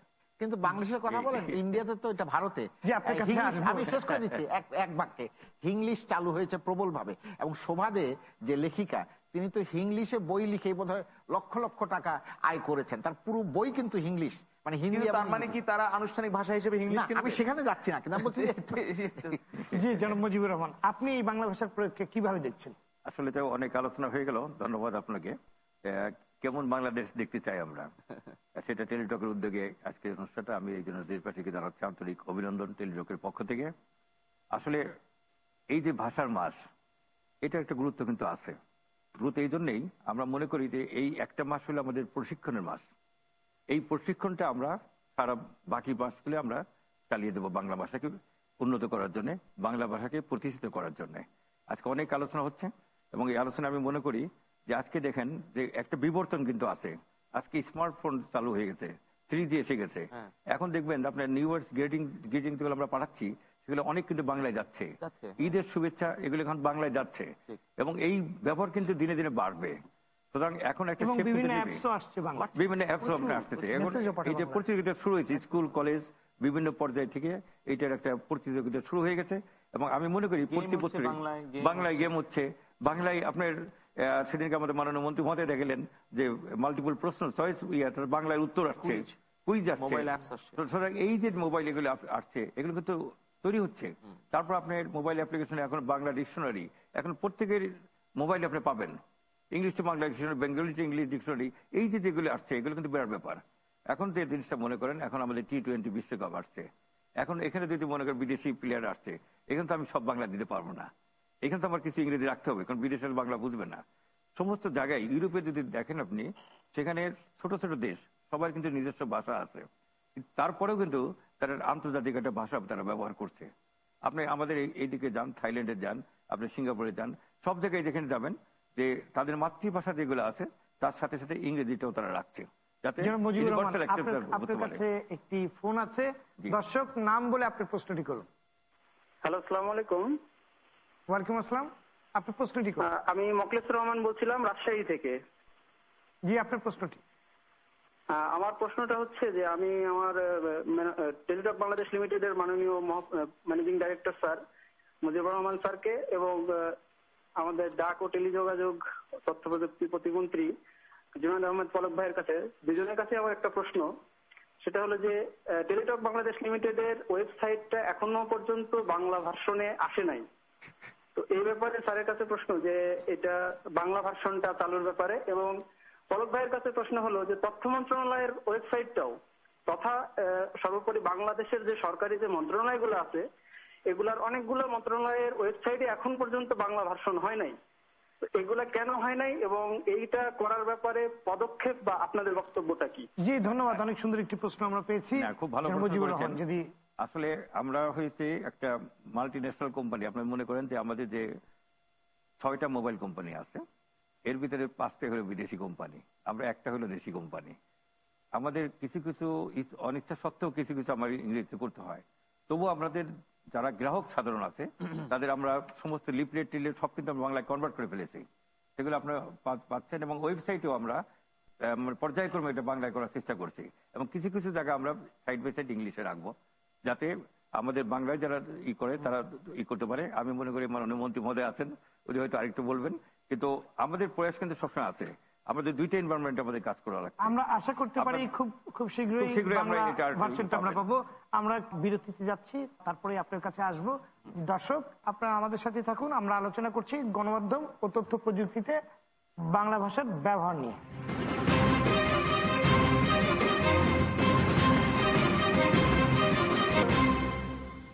বিরতির পর আবারও স্বাগত RTV পাক্ষিক আয়োজন টেলিটক 3G কেমন বাংলাদেশ চাই অনুষ্ঠানে। আমরা আলোচনা করছি গণমাধ্যম ও তথ্য প্রযুক্তিতে বাংলা ভাষার ব্যবহার নিয়ে। পলক ভাইয়ের কাছে আমরা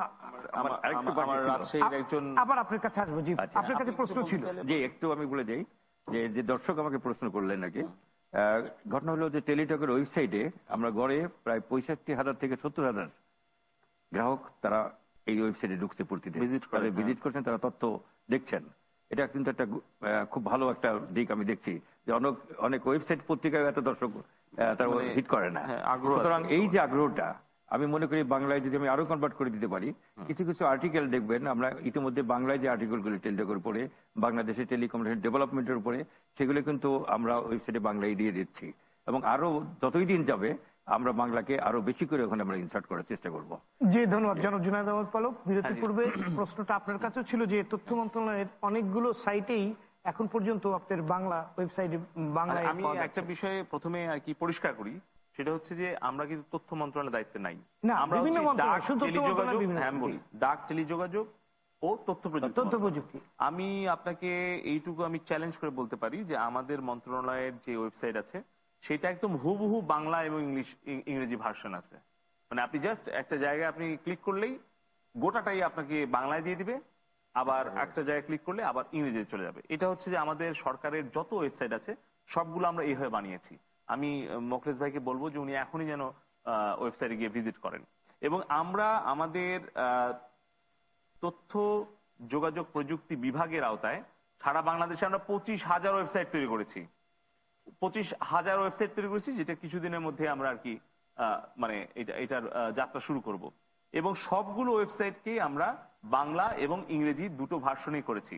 এবং এই সকল কার্যক্রম আমরা অত্যন্ত সাবধানতার সাথে করেছি এবং বাংলার যেন যথাযথ ব্যবহার হয় সেটাও আমরা লক্ষ্য করেছি। তবে আমি বলবো যে হ্যাঁ, টেলিটকের হয়তো তারা ওইভাবে এখনো করে নাই, বা এরকম কিছু ভুল ত্রুটি থাকতেই পারে। একেবারে আমরা নিখুঁত হব, নির্ভুল হব, আমরা কখনো এটা ভাবি না। আর এই যে স্বচ্ছতা, এই যে জবাবদিহিতার জায়গা আমরা বসেছি, আজকে যে দর্শক মোখলেস ভাই বললেন, আমরা তো এরকমই চাই, এই প্রশ্নগুলো চাই, এই প্রেশারগুলো আমরা চাই, যার মধ্য দিয়ে আমরা আমাদের সরকার এবং সরকারের যে প্রতিষ্ঠানগুলি আছে এগুলিকে আরো বেশি আমরা জনকল্যাণমুখী করব এবং তাদের যেই প্রত্যাশা সেটা যেন তাদের প্রাপ্তির মধ্যে দিয়ে আমরা মানে তাদেরকে দিতে পারি। আর আরেকটা বিষয় আমি বলবো যে এখানে ধরুন যে আমরা যেটা বলছি প্রযুক্তির ভাষা, গণমাধ্যমের ভাষা, তো গণমাধ্যম কিন্তু আজকে কিন্তু শুধুমাত্র পত্রিকা, আপনার রেডিও বা টেলিভিশনের মধ্যে সীমাবদ্ধ নাই। আজকে কিন্তু নিউ মিডিয়া হিসেবে সোশ্যাল মিডিয়া, সোশ্যাল নেটওয়ার্ক, এটা কিন্তু অনেক বেশি শক্তিশালী। একটা পত্রিকার যে সার্কুলেশন হয়তো 5,000, 10,000 বা 20,000, আপনি দেখবেন যে একজন জনপ্রিয় ব্যক্তি মোস্তফা সরোয়ার ফারুকীর মতো একজন ফেসবুক পেজে তার দেখাচ্ছে ভক্ত সংখ্যায় 50,000। তো উনি যখন একটা স্ট্যাটাস দিচ্ছেন তখন যে বাংলাটা উনি ব্যবহার করছেন সেখানে কিছু সূক্ষ্ম ভুল ত্রুটি হতে পারে। আমি বলবো যে আমাদের তরুণ প্রজন্ম যারা বাংলাকে নিতে চায়, বাংলাকে ব্যবহার করছে, তাদের গণযোগাযোগের মাধ্যমের যে ভাষা হিসেবে বাংলাকে বেছে নিচ্ছে, আমি এটাকে স্বাগত জানাই, এটাকে আমি উৎসাহিত করতে চাই। সেখানে যদি সূক্ষ্ম কিছু ভুল ত্রুটি থাকে সেটাকে আমরা আস্তে আস্তে পরিশুদ্ধ করতে চাই। তবে আমরা যেটা চাই সেটা হচ্ছে তরুণ নির্মাতা মোস্তফা সরোয়ার ফারুকীর মতো যারা আছেন তারা আরো এগিয়ে আসুক এবং তাদের বিজ্ঞাপন নির্মাণ, তাদের চলচ্চিত্র নির্মাণ, এই যে বাংলা, আমাদের দেশীয় বাংলা উদ্যোক্তা যারা আছে, এই যে গণমাধ্যম, চলচ্চিত্র কিন্তু একটা অন্যতম গণমাধ্যমের একটা মাধ্যম, গণযোগাযোগের একটা মাধ্যম। এই যোগাযোগের মাধ্যমগুলিকে আমরা বেশি করে বাংলা ব্যবহার করতে চাই, বাংলা ব্যবহার করতে চাই। আর এই ব্যবহারটা বৃদ্ধির মধ্য দিয়ে আস্তে আস্তে এটাকে আমরা পরিশুদ্ধ করতে চাই। কিন্তু এটা কোনোভাবেই যেন অন্য কোনো ভাষা বা অন্য কোনো সংস্কৃতির দ্বারা আগ্রাসনের শিকার না হয়, এইটা কিন্তু আমাদের লক্ষ্য রাখতে হবে।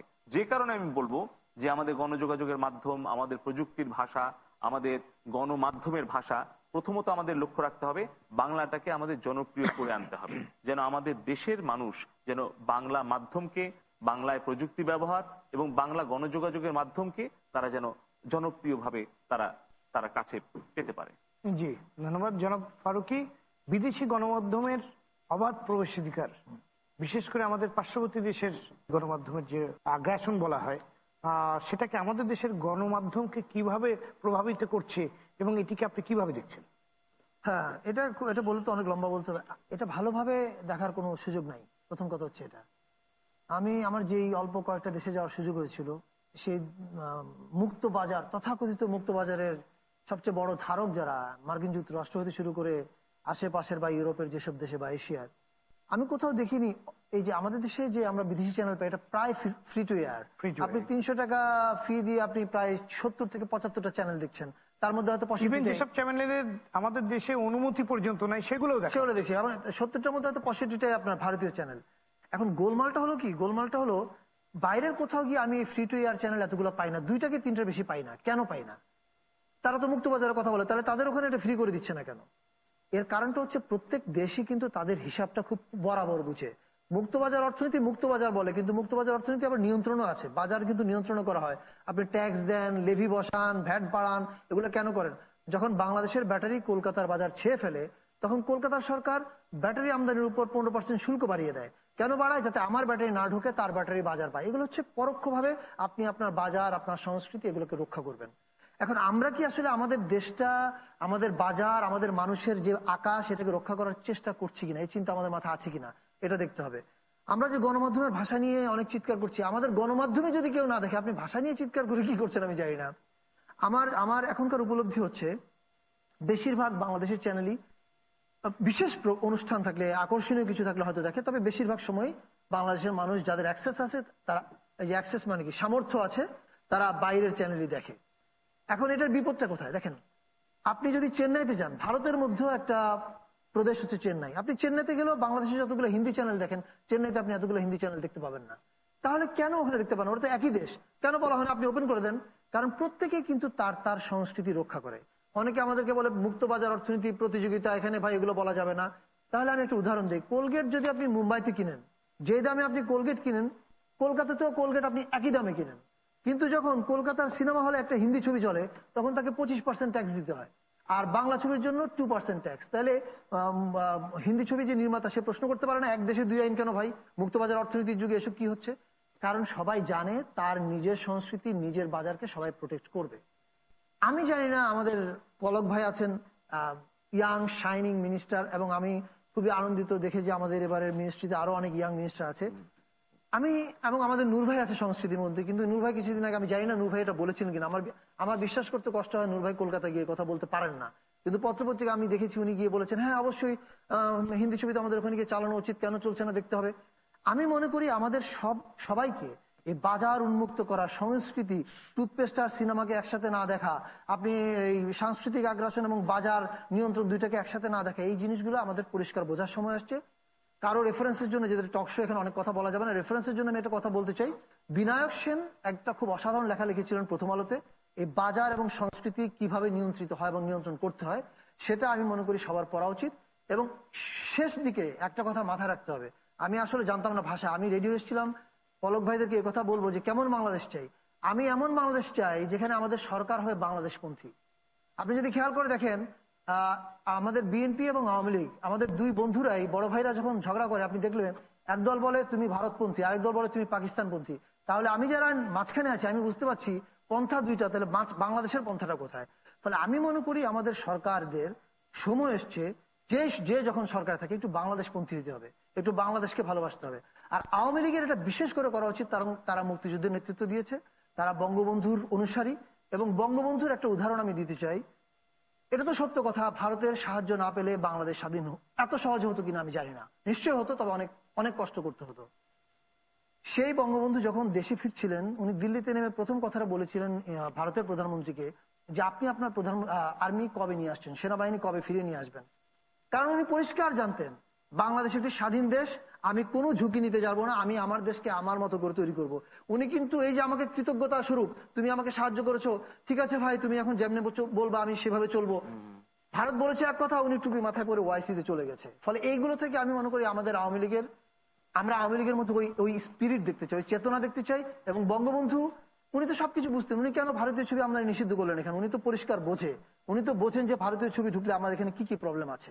ফলে আমি আশা করব এই গণমাধ্যম, ভারতীয় চ্যানেল, এই সমস্ত ক্ষেত্রে নিয়ন্ত্রণ করার যে সময় এসছে, এটা আমাদের সরকারগুলো বুঝবে, বোঝা উচিত।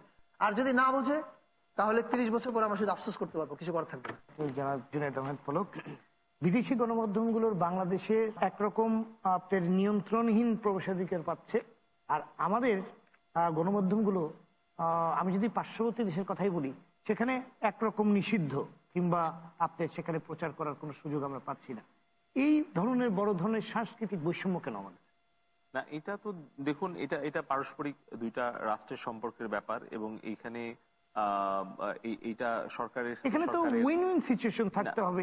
এখানে মানে দুইটা রাষ্ট্রের সম্পর্ক না, এখানে তো আমাদের বন্ধু ভাবাপন্ন সম্পর্ক হতে হবে। সবচেয়ে বড় ব্যাপার হচ্ছে মানে যেটা বলেছেন ফারুকি ভাই, যে এখানে আপনার ধরুন টুথপেস্ট আর আপনার মানে একটা চলচ্চিত্র একইভাবে দেখা যাবে না, বা এইটা আপনার সংস্কৃতির যে বাণিজ্যিকরণ এইটাকে আপনি ওইভাবে দেখা যাবে না।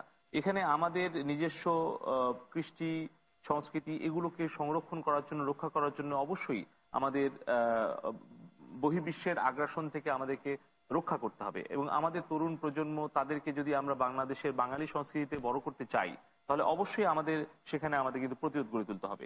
এবং আমাদের সরকারের তরফ থেকেও কিন্তু যখন যে বিষয়গুলি নিয়ে কথা এসছে, আমরা সেগুলোর সাথে সাথে আমি বলেছি যে ডোরেমন কার্টুন নিষিদ্ধ করার বিষয়টি বলেছি, এবং এগুলো কিন্তু জনমতেরই কিন্তু প্রতিফলন, এবং জনমতের প্রতিফলনটাই কিন্তু আমাদের সরকারের সিদ্ধান্তের মধ্যে এসছে। তবে হ্যাঁ, এটা ঠিক যে আমরা কিছু কিছু ক্ষেত্রে এখন আমরা উপলব্ধি করছি যে আমরা যদি এখন এই বিষয়ে শক্ত অবস্থান গ্রহণ না করি, তাহলে কিন্তু সত্যি সত্যি আমরা আসলে আগ্রাসী আক্রমণের শিকার হচ্ছি। তাই আমি বলবো যে হ্যাঁ, আমরা তাদের প্রবেশাধিকার যেরকম নিশ্চিত করেছি, বা আমরা তাদেরকে সুযোগ দিয়েছি, বন্ধু ভাবাপন্ন আমাদের অবস্থান ব্যাখ্যা করেছি, ঠিক একইভাবে আমরা আমাদেরও কিন্তু প্রবেশাধিকারটা আমরা নিশ্চিত করতে চাই। তো আমি বলবো যে এই বিষয়ে আমাদের তথ্যমন্ত্রী এবং আমাদের সরকার ব্যবস্থা নেবে, এবং সেই ক্ষেত্রে যেন উভয় পক্ষেরই যেন একদিকে যেরকম পানি বেশি থাকলে আরেকদিকে কম থাকলে বাঁধটা ভেঙে দিলে ওই বেশি পানিটা কিন্তু কম পানির দিকে চলে আসে, এটা হচ্ছে প্রকৃতির নিয়ম। অতএব আমাদেরকে লক্ষ্য রাখতে হবে যে সেই যেন বাঁধটা দিয়ে অন্তত সেই বন্যার হাত থেকে, ঢলের হাত থেকে আমরা রক্ষা করতে পারি। তো আমরা চেষ্টা করব সেটা যেন আমরা সেই, তারা তো আমাদের বন্ধু, বন্ধুকে কেন বলবো না যে ভাই এটা আমার সমস্যা, সেটাই আমাকে বাঁচতে দাও। জি জনাব মাহফুজুল্লাহ, এই বৈষম্য কেন? তবে আমি এর বাইরে আরেকটা কথাও বলতে চাই, সেটা হচ্ছে যে আপনি লক্ষ্য করে দেখবেন যে যেটা বললো যে আমাদের গণমাধ্যম, আমাদের যে নির্মাণ শৈলী, সেইটাকে আমরা উন্নত করার চেষ্টা কেন করব না? আমি একটা যে বিষয়ে আমি শক্ত অবস্থান নিতে চাই, সেটা হচ্ছে যে আমরা আমাদের যে অবস্থান, আমাদের যে মেধা, আমাদের যে সংস্কৃতি, আমাদের যে শক্তি, আমাদের যে প্রতিভা, সেইটার বিকাশ কেন আমরা ঘটাবো না?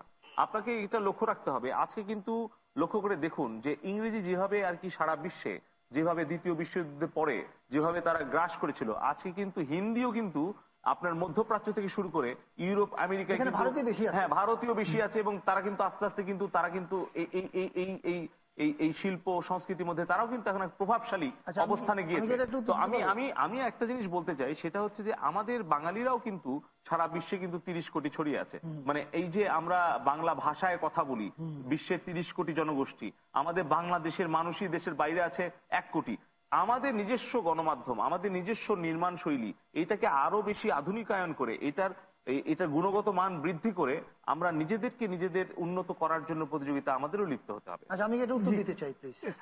আপনার কাছে আসবো মাহফুজুল্লাহ। এই যে ওই জায়গায় আমি কোনো ছাড় দিতে রাজি না যে আমরা শুধুমাত্র মানে রক্ষা করে যাবো, প্রোটেকশন দিয়ে যাবো, কিন্তু আমাদের নিজেদের গুণগত মান উন্নয়ন করবো না, এটা কিন্তু হতে পারে না। জি জি, এটা এই প্রশ্নটি আপনার কাছে নিয়ে আসবো। জি জনাব মাহফুজুল্লাহ, এই যে এর আগে আলোচনা হয়েছে 2-3টা জিনিস একটু খুব আমি 2-3 বাক্যে বলা প্রয়োজন। আমি যেটা বলি, কারণ আমরা বোধহয় আলোচনা একটা জায়গায় এসেছি, সেটা হচ্ছে যে সরকার নয়, মানে আমি কোনো আলাদাভাবে কোনো সরকার বলছি না, ভাষাকে রক্ষা করবে কিন্তু জনগণ, যারা যে ভাষায় কথা বলেন। এটা আমাদের বোধহয় খুব পরিষ্কার থাকা উচিত। কারণ আপনি ধরেন এই যে বিজয় কিবোর্ডের কথা বলা হলো, বিজয় কিবোর্ডের পূর্বসূরি হচ্ছে মুনির অপটিমা, আমাদের মানে শহীদ বুদ্ধিজীবী মুনির চৌধুরী, তিনি শুরু করেছেন। তিনি কিন্তু সরকারি উদ্যোগে শুরু করেন না, তিনি নিজের তাগিদে ওই বাংলা টাইপরাইটার, সেখান থেকে আজকে বিজয় কিবোর্ড এসছে। সূত্রটা ওই জায়গায়। আচ্ছা, আর ওই যে আপনার যেটা ফারুকি বলছিলেন যে মানে গণমাধ্যমে বিকৃতি, আমার মনে হয় ওইটা অন্য কারণে হয়েছে। এই যে আপত্তিটা ওঠে, এখন প্রশ্নটা ওঠে, ধরেন সিনেমা বলেন বা নাটক বলেন, মানুষ কতক্ষণ দেখে, একটা নির্দিষ্ট সময় দেখে, কিন্তু এফএম রেডিও হওয়ার কারণে আপনি আপনার গাড়িতে শুনছেন, বাইরে রেডিওতে, গ্রামে গঞ্জে সব জায়গায় শুনছে, তার ফলে সেইটাই তাদের কানের মধ্যে লাগছে যে এইটা কি বাংলা, এইটা একটা মানে এই বিষয়টা কিন্তু হ্যাঁ কোনটা, এটা তার মনে রাখা উচিত। তারপরে আরেকটা বিষয় যেটা যে আপনি মানে বললেন যে ওই যে বাইরের সঙ্গে, এখন আমি যখন দরজা খুলে দেব, বন্ধ ঘরের দরজা খুলে দিলে সুবাতাস যেমনি আসে তেমনি পোকামাকড়ও আসে, এটা মনে রাখতে হবে। এখন আমি ওইটাকে কোন দৃষ্টিতে দেখবো, সেটা হচ্ছে বড় জিনিস। এখন আপনি হিন্দি সিরিয়াল দেখেন, হিন্দি সিরিয়ালে যে সমস্ত জিনিস দেখানো হয়, সেটা আমাদের সংস্কৃতি কিংবা আমাদের কালচারের সাথে যায় কিনা? আমাদের সংস্কৃতি না, এমনকি পশ্চিমা জগতের সংস্কৃতিতেও পশ্চিমা সিরিয়ালও আমি এই অবস্থা দেখি নাই, এত সাজুগুজু করে, এত অলংকার পরে, এত সুন্দরভাবে রাতের বেলাও ঘুমায় দেখি, দিনের বেলাও ঘুমায়, বাস্তবতার সাথে কোনো মিল নাই। আচ্ছা, এইটা আমাদের এখানে হচ্ছে। আর 2 নম্বর হচ্ছে, এক সময় কিন্তু এটা আমাদের স্বীকার করতে হবে, বাংলাদেশ টেলিভিশনের মানে যেটি আমাদের সরকারি টেলিভিশন, এই টেলিভিশনের নাটক কিন্তু কলকাতায় সাংঘাতিক রকম ভাবে জনপ্রিয় নাটক ছিল, এখনো জনপ্রিয়। এখন আমি আপনাকে বলতে চাই এখনো জনপ্রিয়, এই 80 কিন্তু আমরা দেখাতে পারছি না। হ্যাঁ, 80 দশকে কিন্তু তখন দেখা যেত বাংলাদেশ টেলিভিশনে, মানে কলকাতার অনুষ্ঠান এত উন্নত হয়নি, ওটা ছিল। আমরা সেখান থেকে সরে এসেছি।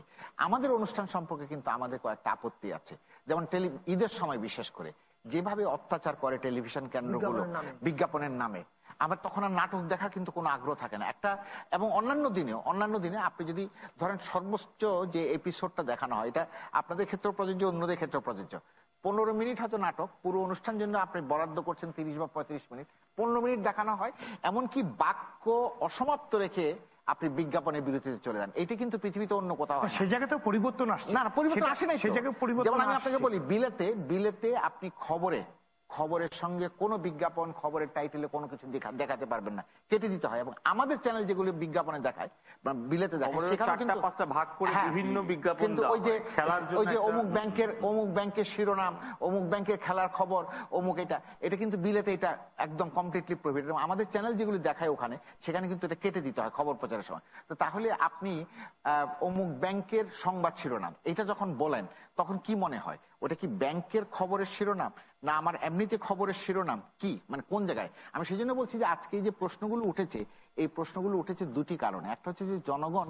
ঠিক করতে পারছেন না, তাল মেলাতে পারছেন না বিভিন্ন নীতিমালার সঙ্গে। আর আরেকটা হচ্ছে আমাদের রাজনৈতিক সংস্কৃতিতে অংশগ্রহণমূলক কোনো পদ্ধতি নাই। এটা সকলের ক্ষেত্রে প্রযোজ্য, সকল মানে যদি ওই অংশগ্রহণমূলক মানে পার্টিসিপেটরি রোলটা থাকতো পলিটিক্যাল কালচারের মধ্যে, তাহলে ওই যে আপনি ধরেন ভারতীয় এটার ব্যাপারে কি হবে, পাকিস্তানি চ্যানেলের ব্যাপারে কি হবে, বিবিসি সিএনএন এর ব্যাপারে কি হবে, আপনি নির্ধারণ করতে পারতেন। সেই নির্ধারণের জায়গাটার মধ্যে আমার ধারণা আমাদের নিজেদের ভেতরে ভেতরে একটা মতভেদ আছে। ওই যে ফারুকী বললেন যে বাংলাদেশ হওয়ার পরে আপনার শেখ সাহেব হিন্দি ছবি, ভারতীয় ছবি কেন নিষিদ্ধ করেছিলেন, মানে নিষিদ্ধ না, তিনি এটাকে আর চালু করার জন্য কোনো অনুমতি দেননি।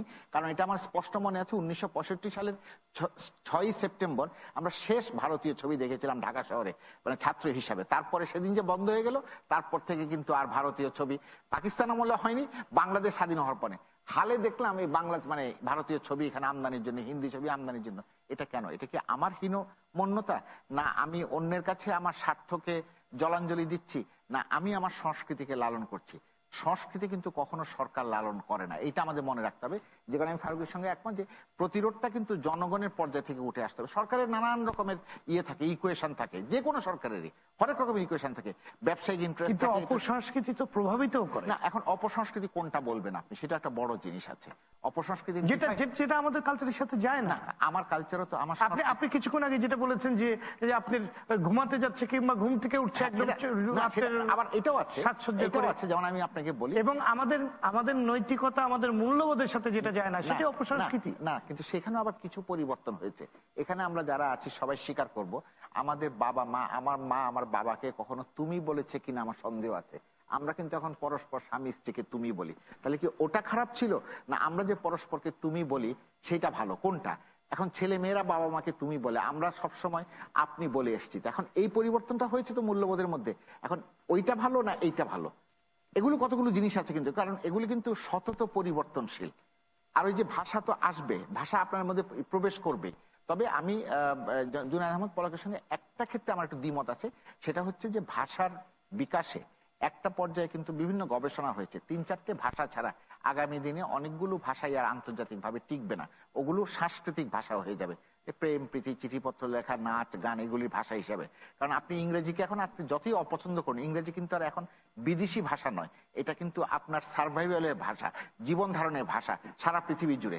আর চীনা ভাষা টিকে থাকবে তার অর্থনীতি এবং তার সংখ্যার কারণে, স্প্যানিশ ভাষার ক্ষেত্র তাই। আর অন্য কোনো ভাষা, যেসব গবেষণা হয়েছে গত কয়েক বছরে, তাতে দেখা গেছে যে অন্য কোনো ভাষা, এমনকি ফরাসি ভাষা, জার্মান ভাষাও কিন্তু আজকে সংকটের মধ্যে আছে, তারাও কিন্তু কালচারাল ল্যাঙ্গুয়েজ হিসেবে টিকে থাকবে।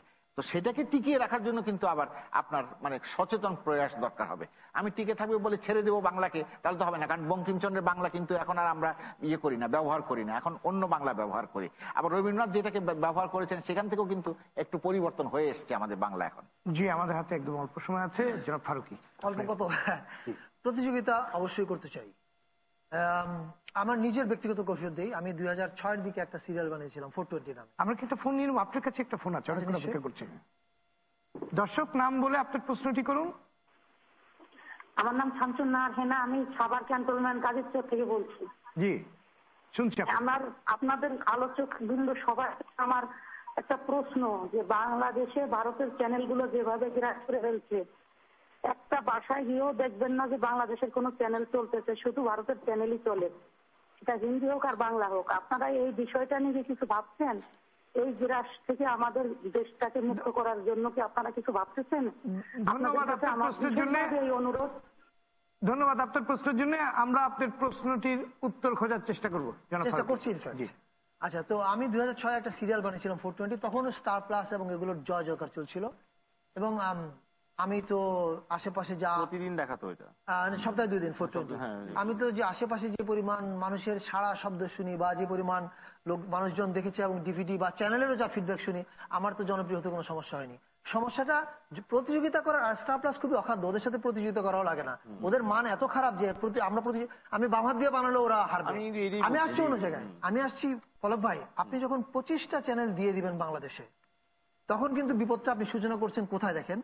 আপনি চ্যানেল, প্রতিটি সরকার এসে 5টি 10টি করে চ্যানেল দিচ্ছে, ফলে 25টা চ্যানেল হয়েছে, বিজ্ঞাপনের বাজার সীমিত, ফলে বিজ্ঞাপন ভাগ হচ্ছে। এখন সৈয়দ আশিকুর রহমান যখন একটি সিরিয়াল কমিশন করে, সে আগে যদি 3 লাখ টাকা কমিশন করতে পারতো, এখন সে বলছে ভাই বাজেট নেই, এটা 80,000 টাকা করো। যখন আপনি 80,000 টাকা নামিয়ে আনবেন বাজেট, প্রডিউসার এবং ডিরেক্টর, স্ক্রিপ্ট রাইটার তখন বাঁ হাতে লিখবে, একদিনে শেষ করো, শুটিং শেষ করো, এইভাবে করো, ফলে প্রোডাকশনের মান খারাপ হবে। আপনি চ্যানেলের সংখ্যা ইনফ্লেট করছেন, আমার ইন্ডাস্ট্রি হওয়ার কথা 5টা চ্যানেলের, আপনি এটাকে ফুলিয়ে 25টা চ্যানেল করেছেন আমাদের সবগুলো সরকার মিলে। ফলে হয়েছে কি, চ্যানেল বেড়েছে, বিজ্ঞাপনের দর কমেছে, বাজেট কমেছে, বাজেট কমাতে প্রোডাকশনের মান খারাপ হয়েছে। এদিকে বিজ্ঞাপনের দর কমাতে সৈয়দ আশিকুর রহমান সাহেব বিজ্ঞাপন বিরতি নিচ্ছেন 13 মিনিট 27 মিনিটের প্রোডাকশনে। আবার কিছু বিজ্ঞাপন দাতারা দেশের বাইরেও বিজ্ঞাপন নিয়ে যাচ্ছে, 22 মিনিটের প্রোডাকশনে উনি বিজ্ঞাপন চালাচ্ছেন 32 মিনিট, ফলে মাহফুজুল্লাহ ভাই বিরক্ত হয়ে যাচ্ছেন। এই যে দুষ্ট চক্রের সূচনা করেছি আমরা, এই সূচনাটা তো ভাই আমরা চ্যানেল বাড়িয়ে দিয়ে করেছি। আমি যদি আমার চ্যানেলের ব্যাপারে ফিজিবিলিটি স্টাডিজ বলে একটা কথা আছে না, যেটা পানের দোকান করার সময় এখানে কয়টা পানের দোকান চলবে, আমরা কোন সরকার, আপনার সরকার একা না, এর আগেও যে সরকার ছিলেন, কোন সরকার কি একবারও চিন্তা করেছি যে এই যে মনের আনন্দে বেলুন ওড়ানোর মতো চ্যানেল ওড়াচ্ছি, এটা আমার ইন্ডাস্ট্রিকে কোথায় নিয়ে ঠেকাচ্ছে? ফলে প্রতিযোগিতাটা হচ্ছে শেষ পর্যন্ত এসে 80,000 টাকার সঙ্গে স্টার প্লাসের অখাদ্য বানায়, কিন্তু ধরেন 4 লাখ রুপির প্রোডাকশন, কিন্তু অখাদ্য। আচ্ছা, দ্বিতীয়ত হচ্ছে সে বিজ্ঞাপন প্রতি মিনিট ধরা যাক 1 লাখ টাকা, আর জনাব সৈয়দ আশিকুর রহমান হতে পারছেন 8,000 টাকা। ফলে এই যে একটা প্রতিযোগিতা, কার সঙ্গে প্রতিযোগিতা? এক। দ্বিতীয়, এই প্রতিযোগিতা কোনো দেশে কেউ চায় না, তাহলে চেন্নাইতে হিন্দি চলে না কেন? তারা তার হিসাব সোজা রেখে তারপরে চলে। আমি মার্কিন যুক্তরাষ্ট্রে কেন ফ্রি টু এয়ার চ্যানেল 3-4টার বেশি নাই? কারণ প্রত্যেকে তার হিসাবটা রেখে চলে। ধন্যবাদ। এখানে আমি বলবো কি? আচ্ছা, আমি বলতে চাচ্ছি যে এখানে আপনি দেখেন, যখন গুণগত মান নিশ্চিত করা হয়, তখন কিন্তু সেটি জনপ্রিয়তা পায়। আমি একটি কথা বলি, বিটিভির নাটকের কথা বলেছেন, হ্যাঁ অবশ্যই আমরাও কিন্তু ছোটবেলায় শৈশব কৈশোরে দেখেছি এইসব দিনরাত্রি, কোথাও কেউ নেই, বহুব্রীহি। তো এই যে নাটকগুলো, অয়ময়, সংসপ্তক, তাই না, এগুলো কিন্তু ইতিহাস হয়ে গেছে। এবং এমনকি এখন পর্যন্ত বিটিভিতে কিন্তু এখন রাত্রেবেলা দেয়। যখন আমরা নিজেরাও যখন অন্য বিভিন্ন চ্যানেল ঘুরতে ঘুরতে যখন বিটিভিতে যাই, দেখি যে কোথাও কেউ নেই হচ্ছে, কিংবা এইসব দিন রাত্রি হচ্ছে, আজ থেকে 20 বছর 30 বছর আগের নির্মাণ, তারপরে কিন্তু আমরা আটকায় যাই, আটকায় যাই এবং অন্য কোনো চ্যানেলে যেতে পারি না। তো আমার প্রশ্নটা ওইখানে, যেখানে 20টা 25টা চ্যানেল দেওয়ার বিরোধিতা থাকতে পারে, আপনাদের যুক্তি থাকতে পারে। আমি একটা জিনিস বলতে, যেহেতু আপনি দোকানের সাথেই চ্যানেলকে তুলনা করেছেন, তাহলে আপনি কিন্তু কয়টা দোকান হবে বা কয়টা শপিং মল হবে, এটা কিন্তু কোন সরকার নির্দিষ্ট করে দিতে পারে না। তবে হ্যাঁ, টিভি চ্যানেলের ক্ষেত্রে বা সেটার আমরা একটা জিনিস সেটা নিশ্চিত করতে পারি, যে কোন কোন বিষয়ে আর কি ন্যূনতম মান নির্ধারণ করে দিয়ে আমরা সেটা কিন্তু একটা মানে একটা রেগুলেটরি কমিশন যেটা আছে তারা কিন্তু সেটা নিশ্চিত করতে পারে। তার ফলে আপনি লক্ষ্য করে দেখবেন আজকে কিন্তু 25টা চ্যানেলই কিন্তু তাদের সমান অবস্থানে নাই। তারা কিন্তু যার যার অবস্থান, যার যার কিন্তু গুণগত মানের কারণে কেউ কোনো চ্যানেল হয়তো প্রথম 5টা বা 7টা চ্যানেল কিন্তু আছে, আর বাকিগুলো কিন্তু অনেকখানি আর কি জনপ্রিয়তা হারিয়ে ফেলেছে। তো আমি বলতে চাই এটাই যে এখানে যতই চাপ আসুক, যতই আপনার প্রতিযোগিতা আসুক, এখানে কিন্তু যার যার গুণগত মান, যার যার অবস্থান সেটা কিন্তু নিশ্চিত থাকবে। কিন্তু সরকারকে রেগুলেশনও করতে হবে। হ্যাঁ, সরকারকে যেটা করতে হবে সেটা আমি বলছি যে ন্যূনতম যে মানটা নিশ্চিত করা, সেটা আমাদেরকে জানালা কতদূর খুলবো বা আমরা কতদূর পর্যন্ত খুলবো, বা জানলা খুললেও আমরা নেট দিয়ে রাখবো কিনা, কতদূর খুলবো। হ্যাঁ, বা জানলা খোলা থাকবে, বাতাস প্রবেশ করবে, কিন্তু সেখানে মশা মাছি যেন ঢুকতে না পারে। হ্যাঁ, সেখানে আমরা ওই সেই জালটা আমরা দিয়ে দিব কিনা যে শুধু বাতাস ঢুকবে যেন মশা মাছি না ঢুকতে পারে। তো এই বিষয়টা আমরা এটা অবশ্যই নিশ্চিত করতে চাই এবং আমাদের অসম প্রতিযোগিতার মধ্যে দিয়ে যাচ্ছি, যেটা ফারুকি কিছুক্ষণ আগে বললো যে চেন্নাইতেও কিন্তু আমাদের সব প্রদেশের দেখা যায় না, প্রত্যেকে কিন্তু প্রত্যেকের স্বার্থটা নিশ্চিত করে। আমি একটা কথা বলি, যার যার অবস্থান থেকে সে সেটা বলবে, এটাই স্বাভাবিক। আপনি ধরুন যে বাংলাদেশে যখন প্রথম স্যাটেলাইট চ্যানেল দেওয়া হলো, তারপরে দ্বিতীয়, তৃতীয়, আজকে তখন মোবাইল কোম্পানি। আপনি একটা উদাহরণ দিই, যখন একটা মাত্র সিটিসেল ছিল, যখন 1 লক্ষ টাকা দিয়ে একটা মোবাইল সেট কিনতে হতো, যখন 100 টাকা পার মিনিট দিতে হতো, এই তো আপনার 96 সালেই তো আপনার মানে 10 টাকা পার মিনিট দিতে হতো। তারপরে না মাননীয় প্রধানমন্ত্রী শেখ হাসিনা আর কি এই মনোপলি ভেঙে দিলেন এবং গ্রামীণ ফোনকে সুযোগ করে দিলেন সারা বাংলাদেশে। তারপরে একটার পর একটা কিন্তু সেই প্রতিযোগিতা এসে আছে, কিন্তু জনগণ তার কল্যাণটা পাচ্ছে। যদিও আমি বলবো যে মোবাইল সেবা আর এখানে আপনার টেলিভিশন বা গণমাধ্যম, আজকে কি আপনি নিউজ পেপার, আপনি কি সংবাদপত্র কি আপনি নির্দিষ্ট করতে পারছেন যে আপনার 10টা বা 20টার বেশি সংবাদপত্র থাকবে না?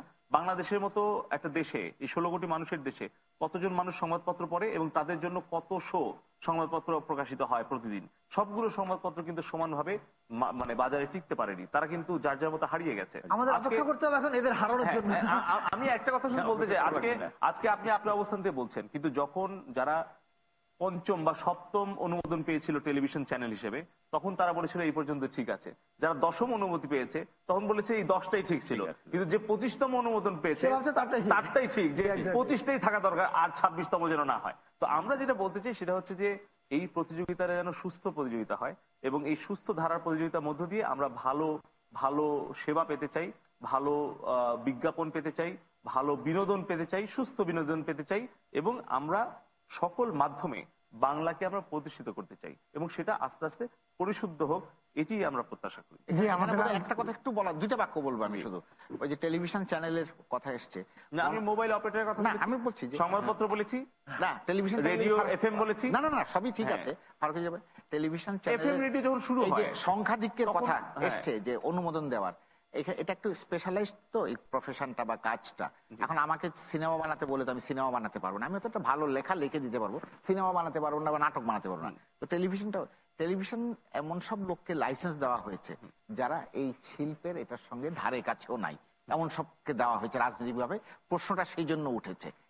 আরেকটা কথা বলি স্যার, আমি 10 সেকেন্ডে বলি, সেটা হচ্ছে কি, আপনি দেখুন এখন আমরা বলছি না যে আমাদের 25টা চ্যানেল, কিন্তু একটাও কি আমাদের শিশুতোষ চ্যানেল আছে? এটাই হচ্ছে বিষয়। বিষয়টা হচ্ছে যে এখন সেই চ্যানেলগুলোকে নির্ধারণ করতে হবে বা কোন ধরনের অনুষ্ঠান বানাবে তারা। আমরা যেটা চেষ্টা করব, এবং আজকের এই অনুষ্ঠান এবং আপনাদের সাথে আলোচনা করে যেটুকু আমি বুঝলাম, আমরাও চেষ্টা করব যে এইরকম ধরনের যে প্রয়োজনীয়তাটা আছে, সংবাদ ভিত্তিক চ্যানেল আছে, হয়তো খেলা ভিত্তিক দরকার, হয়তো দেখা যাচ্ছে শিশুতোষ কিছু চ্যানেল হওয়া দরকার, যেটা আমাদের শিশুদের জন্য, বাচ্চাদের জন্য হবে, শুধুমাত্র বাচ্চাদের অনুষ্ঠানে বানাবে। এরকম আমাদের কিছু কিছু যেটা প্রয়োজন সেগুলো আমরা করতে চাই। এখানে আবার একটা বিষয় আছে, সেটা হচ্ছে যে আজকে সময় নাই, সে না হলে এটা আলোচনা করা যেত। বাংলাদেশ টেলিভিশন সকল নিন্দা সমালোচনা সত্ত্বেও অনুষ্ঠানের যে ফরম্যাট তৈরি করে দিয়েছে, আজ পর্যন্ত কোনো প্রাইভেট টেলিভিশন চ্যানেল ওই ফরম্যাটের বাইরে যেতে পারেনি। ঘুরিয়ে ফিরিয়ে একটু আলাদা রং ঢং চাই, ফরম্যাট গুলো কিন্তু ওই জায়গায় আছে। সেটা আপনি প্রতিযোগিতার আসন বলেন, যেমন নতুন করি প্রাইভেট চ্যানেলগুলো ইটিভির ফরম্যাটে চলছে, 21 টেলিভিশনের, বিটিভি না, ওই ফরম্যাটের বাইরে যেতে পারে নাই। যেমন ধরেন এই যে ট্যালেন্ট শো মানে বিটিভি আগে শুরু নতুন করেছিল, হ্যাঁ নতুন করেছে, কিন্তু এখনো কি সবই তো আসলে ওইখান থেকে, এটা আবার ভিন্নভাবে উপস্থাপন করা যেত। আর শেষ যে কথাটা আমি বলতে চাই, এরপর আর আমি আর বলবো না, সেটা হচ্ছে যে একটা প্রশ্নের জবাব যদি আপনি দিতে পারেন, তাহলে এই যে ভাষা বা ওই যে বিদেশি চ্যানেলের অনুপ্রবেশ, এটার জবাব পেয়ে যাবেন। সেই জবাবটাই আজকে আলোচনা করা যাবে না। সেটা হচ্ছে ৪৩ বছর পরেও বাংলাদেশ বিমানের এই দুরবস্থা কেন, আর তার পাশাপাশি ঢাকা শহর থেকে, রাজধানী ঢাকা থেকে কতগুলো বিদেশি বিমান সংস্থা প্রতিদিন কতগুলো ফ্লাইট অপারেট করে এবং কতজন বাংলাদেশি ওই ফ্লাইটে চলাচল করে। ওই প্রশ্নের জবাবটা যদি পান, আমি জানি জবাবটা কি, ওই প্রশ্নের জবাবটা যদি বের করতে পারেন তাহলে এই যে আমাদের আলোচনা একেবারে শেষ পর্যায়ে জনাব মুজিবুর রহমান, কেমন বাংলাদেশ আপনি দেখতে চান, বিশেষ করে তথ্য প্রযুক্তির ক্ষেত্রে? খুব ভালো প্রশ্ন করেছেন। আসলে আমরা বাংলাদেশ, আমরা এই দেশের, আমি যখন ইয়াং একটা ছেলে যখন প্রশ্ন করবে তার প্রত্যাশা একরকম থাকবে, একজন বয়স্ক লোক তখন কিরকম বাংলাদেশ চাই সে কিন্তু অন্যরকম বলবে। আমাদের জনগোষ্ঠীর শতকরা 70% লোক হলো 35 বছরের নিচে। যে জাতির 70% লোক ইয়ত থাকে, সেই জাতির সামনে কিন্তু বিরাট স্বপ্ন থাকে, সেই জাতি কিন্তু বেঁচে থাকতে পারে, সেই জাতি কিন্তু দ্রুত উন্নতির দিকে ধাবিত হতে পারে। আজকে দেখেন আমাদের কি, আমরা ছাত্র যখন থাকি, ছাত্র প্রথমে কি হয়, পাস করার পরে আমরা একটা চাকরি চাই। কিন্তু কিছু কিছু মেধাবী ছাত্র আছে, তারা বলে আমরা চাকরি চাই না, আমরা চাই স্বাধীনতা, আমরা চাই অ্যাডভেঞ্চার, আমরা চাই এক্সাইটমেন্ট, আমরা চাই আমাদের নিজস্ব ক্রিয়েশন তৈরি করার জন্য, দ্যাট ইজ এন্টারপ্রেনারশিপ। এবং সেই জায়গা থেকে আমরা বলতে চাই যে টেলিটক বাংলাদেশ লিমিটেড, আজকে আপনারা জানেন যে ব্রডব্যান্ড যদি আপনার মোবাইল ব্রডব্যান্ড যদি ছড়াই দিতে পারে, বাংলাদেশের বিরাট একটা সম্ভাবনার দেশ। এই সম্ভাবনাটা আমাদের বিরাট শক্তিটা রয়ে গেছে, এই শক্তিটা কিন্তু আমরা কাজে লাগাতে পারি। সেই শক্তিটা কি, যে আমাদের ইয়াং গোষ্ঠীকে আমরা এন্টারপ্রেনার হিসেবে করে দিতে চাই, তাদের চাকরির পথ প্রশস্ত করে দিতে চাই, তাদের যে আমাদের যে গড় আয়ু, সেই আয়ুটা আমরা বৃদ্ধি করতে পারবো। আমাদের যারা বৃদ্ধ লোক আছে তারাও তখন সুস্থভাবে বাস করতে পারবেন, আমাদের ভবিষ্যৎ যারা আসতেছেন তারাও কিন্তু দেশের জন্য তখন কাজ করতে পারবেন। আমাদের জন্য আগামী 15 থেকে 25 বছর বাংলাদেশের জন্য একটা সুবর্ণ সুযোগ আছে, এই সুযোগকে আমাদের কাজে লাগাতে হবে। আজকে আমরা মোবাইল ব্রডব্যান্ড যেটা শুরু করেছি, আমরা টেলিটক ইতিমধ্যে আমরা 20টি জেলায় পৌঁছে দিয়েছি এবং আমরা আশা করতেছি আগামী বছরখানেকের ভিতরে আমরা সমস্ত জেলা এবং উপজেলায় আমাদের 3G প্রযুক্তি আমরা ছড়িয়ে দিতে সক্ষম হব। তখন ঘরে বসে আমরা স্বাবলম্বী হব, ঘরে বসে আমরা বড় লোক হব। আমরা ঘরে যে প্রযুক্তি চলে যাবে, সেই প্রযুক্তিটা হবে হলো আপনার ঘরে বসে আপনি কমিউনিকেশন পাচ্ছেন, ঘরে বসে আপনি মোবাইল ব্রডব্যান্ড পাচ্ছেন, ঘরে বসে আপনি শিক্ষা নিতে পারছেন, আপনার টেলিভিশনে আপনার প্রোগ্রাম করতে পারছেন, ঘরে বসে আপনার স্লাইড বানাই দিতে পারছেন, আপনার অ্যানিমেশন তৈরি হতে পারছেন, সুতরাং ঘরে বসে আপনি বড় লোক হতে পারছেন। এই জিনিসটা আমরা সেই সম্ভাবনা এবং সেই আশার দিকেই তাকিয়ে থাকবো। জনাব ফারুকী, 30 সেকেন্ডে বুলেট আকারে যদি বলেন কেমন বাংলাদেশ আমরা দেখছি, আপনার স্বপ্নেও কি, আপনি কি দেখতে? একই স্বপ্ন, যে পরিমাণ মানে বাংলাদেশের তরুণদের দিকে তাকালে, এই এতক্ষণ তো আমরা কিছু হতাশার কথা বলেছি, কিন্তু আপনি যখন বাংলাদেশের তরুণদের দিকে তাকাবেন তখন কিন্তু আশা দেখবেন। পলক ভাই যেরকম বললো না যে বাংলাদেশের ছেলেরা এখন ফেসবুকে কি পরিমাণ বাংলা হরফ ব্যবহার করে, আপনি গিয়ে দেখেন কি পরিমাণ ব্যবহার করে, এবং এরা কিন্তু সব এই প্রজন্মের ছেলে।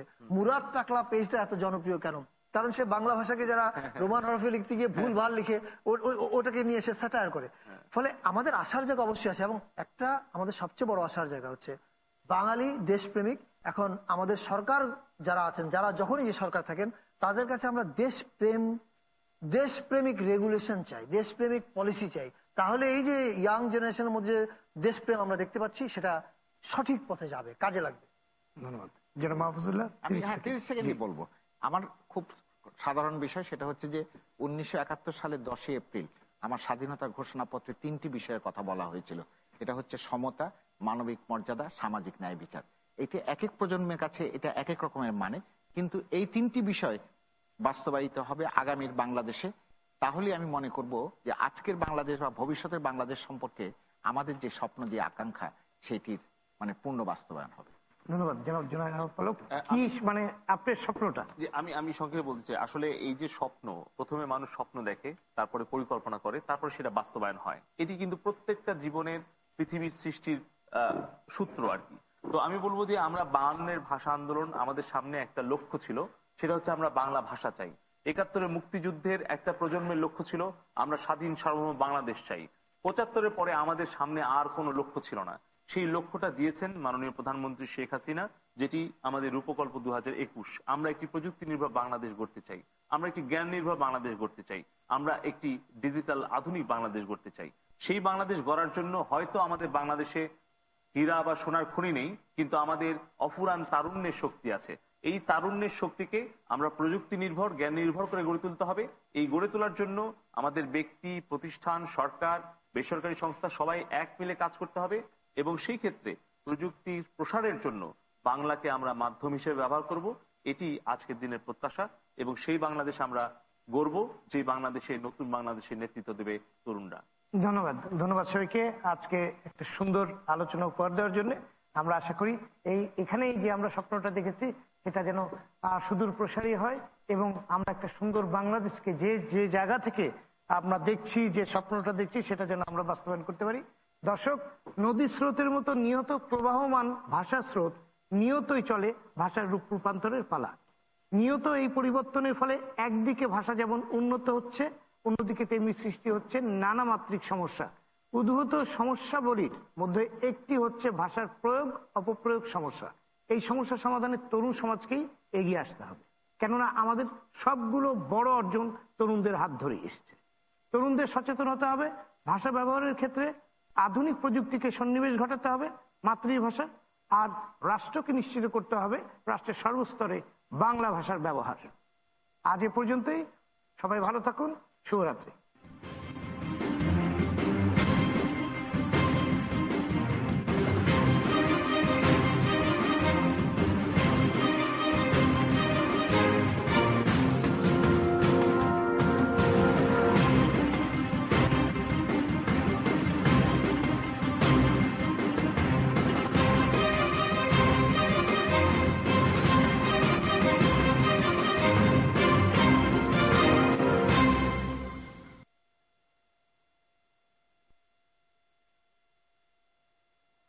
এদিকে নির্বাচনকালীন পররাষ্ট্র মন্ত্রণালয়ের দায়িত্বে থাকা আবুল হাসান মাহমুদ আলী পেলেন একই দায়িত্ব।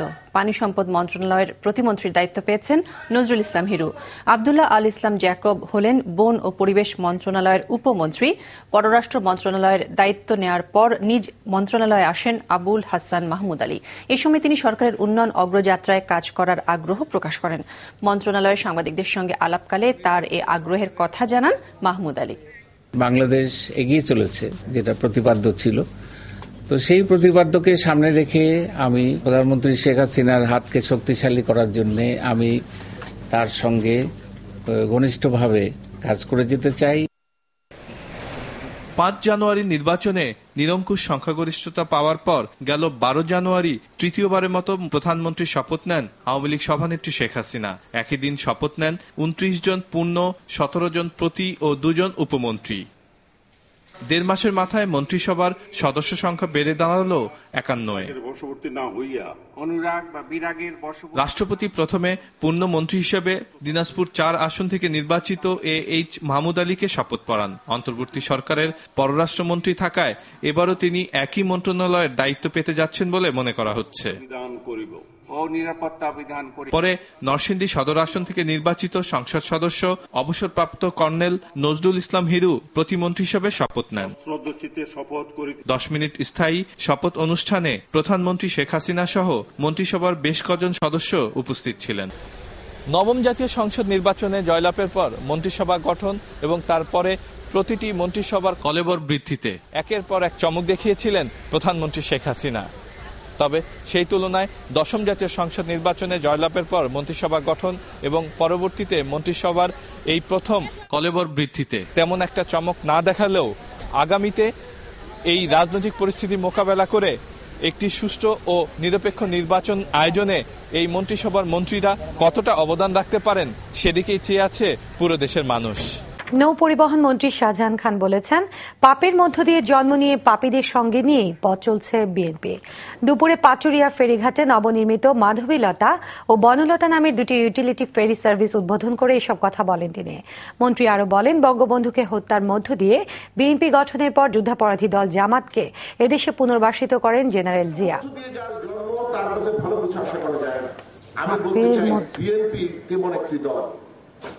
এই দলের জন্মই হলো আজন্ম পাপ। বঙ্গবন্ধুকে খুন করে যারা ক্ষমতা দখল করেছিল, এবং খুন যদি পাপের কাজ হয়ে থাকে তাহলে মেজর জিয়া যে ক্ষমতা দখল করেছিলেন বঙ্গবন্ধুকে হত্যার মধ্য দিয়ে তিনি পাপের কাজটি করেছিলেন। 2012 সালের ডিসেম্বর মাসে প্রধানমন্ত্রীর উদ্বোধনের মধ্য দিয়ে মৌলভীবাজার 50 শয্যার হাসপাতালটিকে 250 শয্যার হাসপাতালে উন্নীত করা হয়।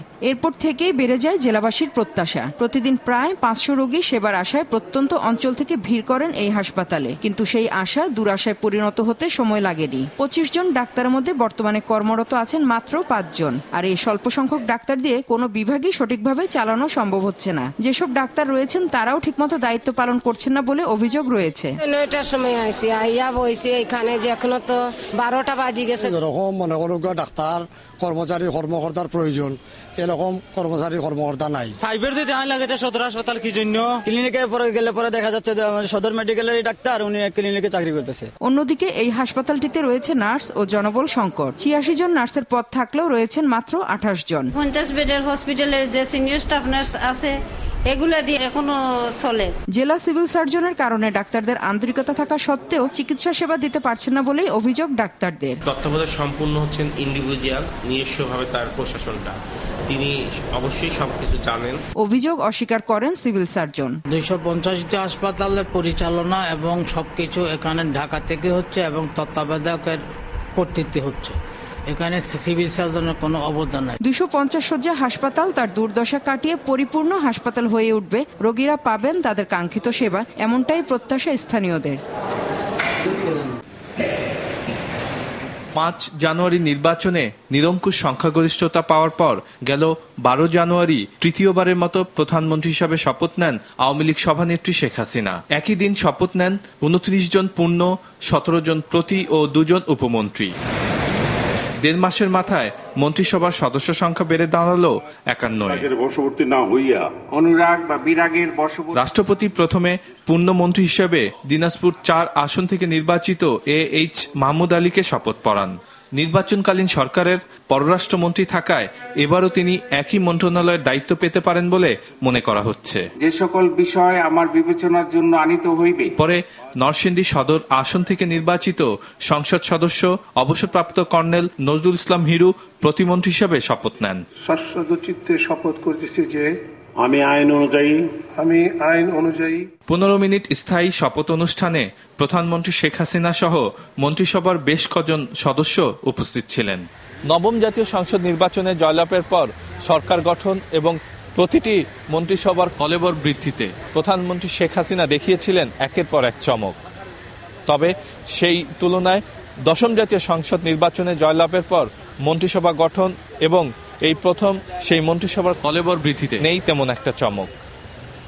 তবে বর্তমান রাজনৈতিক পরিস্থিতি এবং আগামীতে একটি সুষ্ঠু ও নিরপেক্ষ নির্বাচনের আয়োজনে এই মন্ত্রিসভার মন্ত্রীরা কতটা অবদান রাখতে পারেন সেদিকেই চেয়ে আছে দেশের মানুষ। জয়পুরহাটের 5 বেবি উপজেলায় হাটখোলা সীমান্তে বিএসএফ এর গুলিতে আজিজুল ইসলাম নামে এক বাংলাদেশি গরু ব্যবসায়ী মারা গেছে। ভোরে হাটখোলা সীমান্ত দিয়ে আজিজুল গরু নিয়ে বাংলাদেশ ফিরছিল। ভারতের জামালপুর এলাকায় পৌঁছলে বিএসএফ সদস্যরা তাকে গুলি করে। এ সময় ঘটনাস্থলেই মারা যান তিনি। বিজেপি বিএসএফ এর 2 ঘণ্টার বৈঠকে লাশ বাংলাদেশে ফেরতের ব্যাপারে সিদ্ধান্ত হয়। নতুন সরকার দেশের মানুষের মধ্যে শান্তি, নিরাপত্তা ও আস্থা ফিরিয়ে আনতে সক্ষম হয়েছে, এ দাবি করলেন প্রধানমন্ত্রী শেখ হাসিনা। বিকেলে জাতীয় সংসদে প্রশ্নোত্তর পর্বে তিনি এ দাবি করেন। সন্ত্রাসের মাধ্যমে মানুষের ভোটের অধিকার কেড়ে নেওয়ার চেষ্টা ব্যর্থ হয়েছে উল্লেখ করে বললেন, বিএনপি জামায়াতের জ্বালাও পোড়াও এবং ধ্বংসাত্মক কর্মকাণ্ডের পরও চলতি অর্থ বছর দেশের অর্থনীতির সব ক্ষেত্রেই উন্নতি হয়েছে। চলতি অর্থ বছর অর্থনৈতিক প্রবৃদ্ধির হার 6.5% হবে বলেও আশা করেন তিনি। আমরা যে সরকার গঠন করার পর কঠোর হস্তে সবকিছু দমন করে মানুষের জীবনে শান্তি, নিরাপত্তা এবং আস্থা ফিরিয়ে এনেছি, তার প্রভাব আন্তর্জাতিক পর্যায়েও পড়েছে। আমাদের প্রতিবেশী দেশসমূহ এবং আন্তর্জাতিক পর্যায়ে এর একটা ভালো প্রভাব আমরা দেখতে পাচ্ছি, যার ফলে আমাদের রপ্তানি আরও বৃদ্ধি পাবে এবং আমরা আমাদের প্রবৃদ্ধি আমরা যদিও 6.5% বলেছি, হয়তো এর থেকে বেশিও আমরা পেতে পারি। বিএনপি ও জামাত শিবিরের হরতাল, অবরোধ, জ্বালাও পোড়াও, বিদ্যুৎ কেন্দ্র পুড়িয়ে ফেলা, এ ধরনের বিভিন্ন নাশকতামূলক কর্মকাণ্ড তারা চালিয়েছে। তা সত্ত্বেও অর্থনীতির প্রায় সকল সূচকে উন্নতি হয়েছে। প্রথম দফা নির্বাচনে বেশ কটি উপজেলার ফল ছিনতাই করার পর এখন কারচুপির মাধ্যমে দ্বিতীয় দফার ফল নিজেদের ঘরে নিতে চায় আওয়ামী লীগ। সকালে কেন্দ্রীয় কার্যালয়ে সংবাদ সম্মেলনে এ অভিযোগ করেন বিএনপির যুগ্ম মহাসচিব রুহুল কবির রিজভী আহমেদ। তিনি অভিযোগ করেন ভোট কেন্দ্রগুলো ভোটার শূন্য রাখতে জনমনে ভয় ছড়িয়ে দিচ্ছে সরকার। বিএনপি সহ বিরোধী নেতাকর্মীদের সতর্কতা ও সাহসের সঙ্গে ভোটের মাঠের পরিস্থিতি মোকাবেলা করার আহ্বান জানান রিজভী। নির্বাচন মোটামুটি সুষ্ঠু হলেও ৯৫% উপজেলায় বিরোধী জোটের নেতারা জিতবেন বলে আশা করেন তিনি। প্রথম দফার চেয়ে এবারে বিরোধী দলের উপর আক্রমণের মাত্রা ভয়াবহ রকমের বেশি। ফেনী, বরিশাল, পিরোজপুর, ভোলা সহ বেশ কয়েকটি জেলাধীন উপজেলায় ১৯ দলীয় জোটের সমর্থিত প্রার্থীদের প্রচারণায় লিপ্ত নেতাকর্মীদের শাসক দলের অবৈধ অস্ত্রধারী সন্ত্রাসীরা পথে ঘাটে বাজারে যেখানেই তারা প্রচারে যাচ্ছেন সেখানে আকস্মিক আক্রমণ চালিয়ে মারধর করছে। এই জঙ্গিদের প্রশ্রয়দাতা এবং আওয়ামী লীগ নিজেও একটি জঙ্গি সংগঠন, যেটা আমরা এই নির্বাচনের পূর্বাপর যেভাবে বিরোধী দলের গণতান্ত্রিক আন্দোলনে তাদেরকে আমরা দেখেছি হত্যা করতে, গুম করতে, যেটা এখনো চলছে। তো এই যে জঙ্গিদের কর্মকাণ্ড এবং এই শাসক দলের কর্মকাণ্ডের মধ্যে সমিল দেখি। এত বড় বড় জঙ্গি, তাদের প্রিজন ভ্যানে মাত্র ৩ জন পুলিশ, বিশ্বাসযোগ্য কথা হতে পারে? মানবতা বিরোধী অপরাধের অভিযোগে আটক জামাতের আমির মতিউর রহমান নিজামীর মামলার আবারও যুক্তিতর্ক শুনতে চেয়েছেন নবনিযুক্ত ট্রাইব্যুনাল ১-এর চেয়ারম্যান এনায়েতুর রহিম। সকালে ট্রাইব্যুনাল চেয়ারম্যান এনায়েতুর রহিমের নেতৃত্বে ৩ সদস্যের ট্রাইব্যুনাল ১ আগামী ১০ মার্চ এই শুনানির দিন ধার্য করেন। গেল ৩১ ডিসেম্বর ট্রাইব্যুনালের সাবেক চেয়ারম্যান এটিএম ফজলে কবির অবসরে গেলে মতিউর রহমান নিজামীর মানবতা বিরোধী অপরাধের মামলাটির রায় অপেক্ষমাণ থাকা অবস্থায় কার্যক্রম স্থগিত হয়। ১৯৭৩ সালের আন্তর্জাতিক অপরাধ আইন অনুযায়ী ট্রাইব্যুনাল চেয়ারম্যানের পরিবর্তনের কারণে মামলার কার্যক্রম যুক্তিতর্ক শুনানি থেকে ফের সরার আদেশ দেন ট্রাইব্যুনাল। এ সময় ন্যায় বিচারের স্বার্থে ট্রাইব্যুনালের কার্যক্রম সংবিধান মেনেই দুপক্ষের আইনজীবীদের সহায়তায় চলবে বলে জানায় আদালত। ওনার কাছে উপস্থাপন প্রয়োজন এবং আইনের যে সমস্ত ব্যাখ্যা আছে সেগুলো আইনজীবীদের আর্গুমেন্ট যেটা, সেটা পূর্ণাঙ্গভাবে উনি যদি না শুনতে পারেন তাহলে ওনার পক্ষে একটা সঠিক জাজমেন্ট দেয়া অথবা এই মামলার জন্য ন্যায় বিচার করা সম্ভব হবে না। সেই কারণে আমাদের প্রেয়ার ছিল যে যেহেতু উনি এটা শোনেননি, একটা পূর্ণাঙ্গ আর্গুমেন্টের সুযোগ যাতে এই মামলাতে দেয়া হয়। তো ট্রাইব্যুনাল সেটা শুনেছেন, আমাদের আবেদন শুনে বলেছেন দুই পক্ষকেই শুনবেন, ওনারা আর্গুমেন্ট শুনবেন পূর্ণাঙ্গভাবে। ন্যায় বিচারের স্বার্থে সংবিধানকে সামনে রেখে অ্যাক্টের উপর বেস করে আমরা ট্রাইব্যুনালের মামলা পরিচালনা করব। এখানে কোনো biasness, unfairness, nothing of the sort কিছু থাকবে না। সুতরাং আমরা নিরপেক্ষভাবে ন্যায় বিচার নিশ্চিত করার জন্য আমরা সেটা আমরা মামলা পরিচালনা করব এবং আপনারাও আমাদেরকে সর্বাত্মক সহযোগিতা করবেন। সাভারের আশুলিয়ায় বিএনপির সমর্থিত চেয়ারম্যান ও ভাইস চেয়ারম্যান প্রার্থীদের নির্বাচনী ক্যাম্পে হামলা চালিয়েছে দুর্বৃত্তরা। এতে আহত হয়েছে অন্তত ৫ জন। আহতদের স্থানীয় হাসপাতালে পাঠানো হয়েছে। গেল রাতে জাহাঙ্গীরনগর বিশ্ববিদ্যালয়ের পাশে আশুলিয়ার কলাবাগান এলাকায় এই ঘটনা ঘটে। বিএনপির নেতাকর্মীরা অভিযোগ করেন, জাহাঙ্গীরনগর বিশ্ববিদ্যালয়ের ক্যাম্পাস থেকে একটি মিছিল ক্যাম্পের সামনে দিয়ে যাওয়ার সময় কিছু বুঝে ওঠার আগে হঠাৎ হামলা চালায়। তারা ক্যাম্পে ভাঙচুর ও নেতাকর্মীদের মারধর করে। এই ঘটনার পর এলাকায় উত্তেজনা বিরাজ করছে। বিশ্বকাপের খেলা প্রযুক্তির মেলা স্লোগান নিয়ে রাজধানীর বিসিএস কম্পিউটার সিটিতে শুরু হলো কম্পিউটার প্রযুক্তি মেলা। মেলার উদ্বোধন করেন যোগাযোগ মন্ত্রী ওবায়দুল কাদের। সঙ্গে ছিলেন ডাক, টেলিযোগাযোগ ও তথ্য প্রযুক্তি প্রতিমন্ত্রী জুনায়েদ আহমেদ পলক। বেসরকারি বিশ্ববিদ্যালয় পিপলস ইউনিভার্সিটি অব বাংলাদেশে অনুষ্ঠিত হল সমাজবিজ্ঞান ও সমাজকর্ম বিভাগের ৩য় ও ৪র্থ ব্যাচের বিদায় ও ১৪তম ব্যাচের নবীনবরণ অনুষ্ঠান। বিশ্ববিদ্যালয়ের মোহাম্মদপুর ক্যাম্পাসে প্রধান অতিথি ছিলেন প্রতিষ্ঠানের ট্রাস্টি বোর্ডের চেয়ারম্যান সিরাজুল ইসলাম মোল্লা এমপি।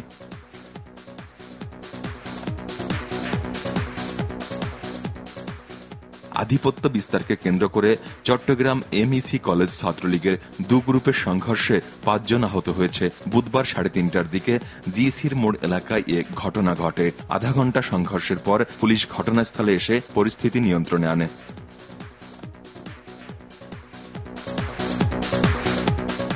আন্তর্জাতিকভাবে সন্ত্রাসী সংগঠন হিসেবে চিহ্নিত হওয়ায় জামাত শিবিরকে বর্জনের জন্য বিএনপির প্রতি আহ্বান জানালেন বাণিজ্যমন্ত্রী তোফায়েল আহমেদ।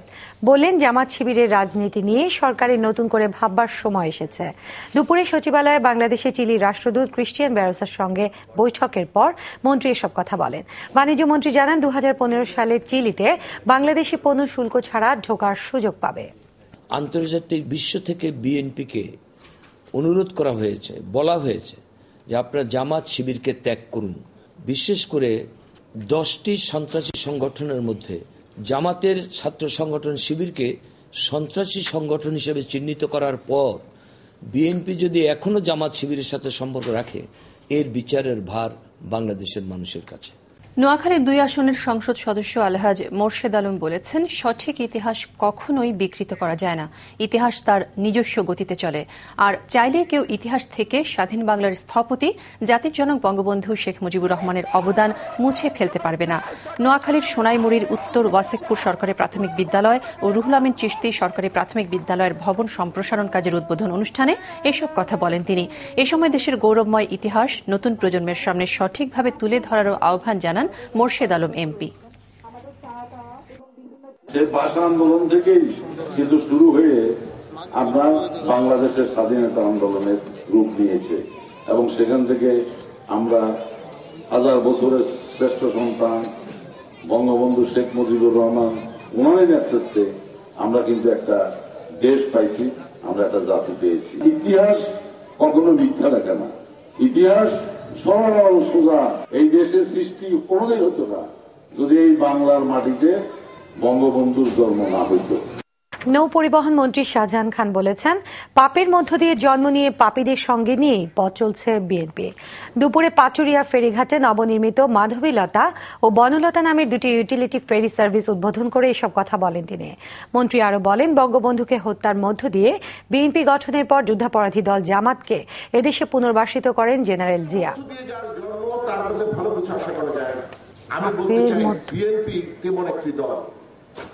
এই দলের জন্মই হলো আজন্ম পাপ।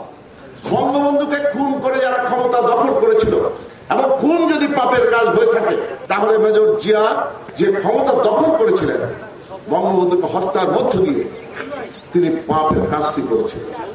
চট্টগ্রামের পটিয়া ও লোহাপাড়া উপজেলা নির্বাচনে 189টি কেন্দ্রের নির্বাচনী সামগ্রী পাঠানো হয়েছে। স্ট্রাইকিং ফোর্স হিসেবে সেনাবাহিনী, বিজিবি, র্যাব, পুলিশ সহ আইন শৃঙ্খলা রক্ষাকারী বাহিনীর সদস্য মোতায়েন করা হয়েছে। বরিশাল সদর উপজেলা নির্বাচনের 66টি কেন্দ্রের 1,31,383 জন ভোটারের জন্য ব্যালট পেপার সহ নির্বাচনী সামগ্রী পাঠানো হয়েছে। রংপুরের বদরগঞ্জ উপজেলা নির্বাচনে 91টি কেন্দ্রের 1,90,995 জন ভোটারের ভোট নিতে রিটার্নিং কর্মকর্তার কার্যালয় থেকে প্রিজাইডিং কর্মকর্তারা নির্বাচনী সামগ্রী নিয়ে কেন্দ্রে গেছেন। নওগাঁ সদর সহ 6টি উপজেলা নির্বাচনে 345টি কেন্দ্রে ভোট নেওয়ার জন্য ব্যালট পেপার সহ নির্বাচনী সামগ্রী কেন্দ্রে কেন্দ্রে পৌঁছানো হয়। নির্বিঘ্নে ভোট দিতে 5 স্তরের নিরাপত্তা ব্যবস্থা নিয়েছে পুলিশ। ঝিনাইদহের মহেশপুর উপজেলায় 1,20,912 জন ভোটারের জন্য এখন কেন্দ্রে কেন্দ্রে পৌঁছানো হচ্ছে নির্বাচনী সরঞ্জাম।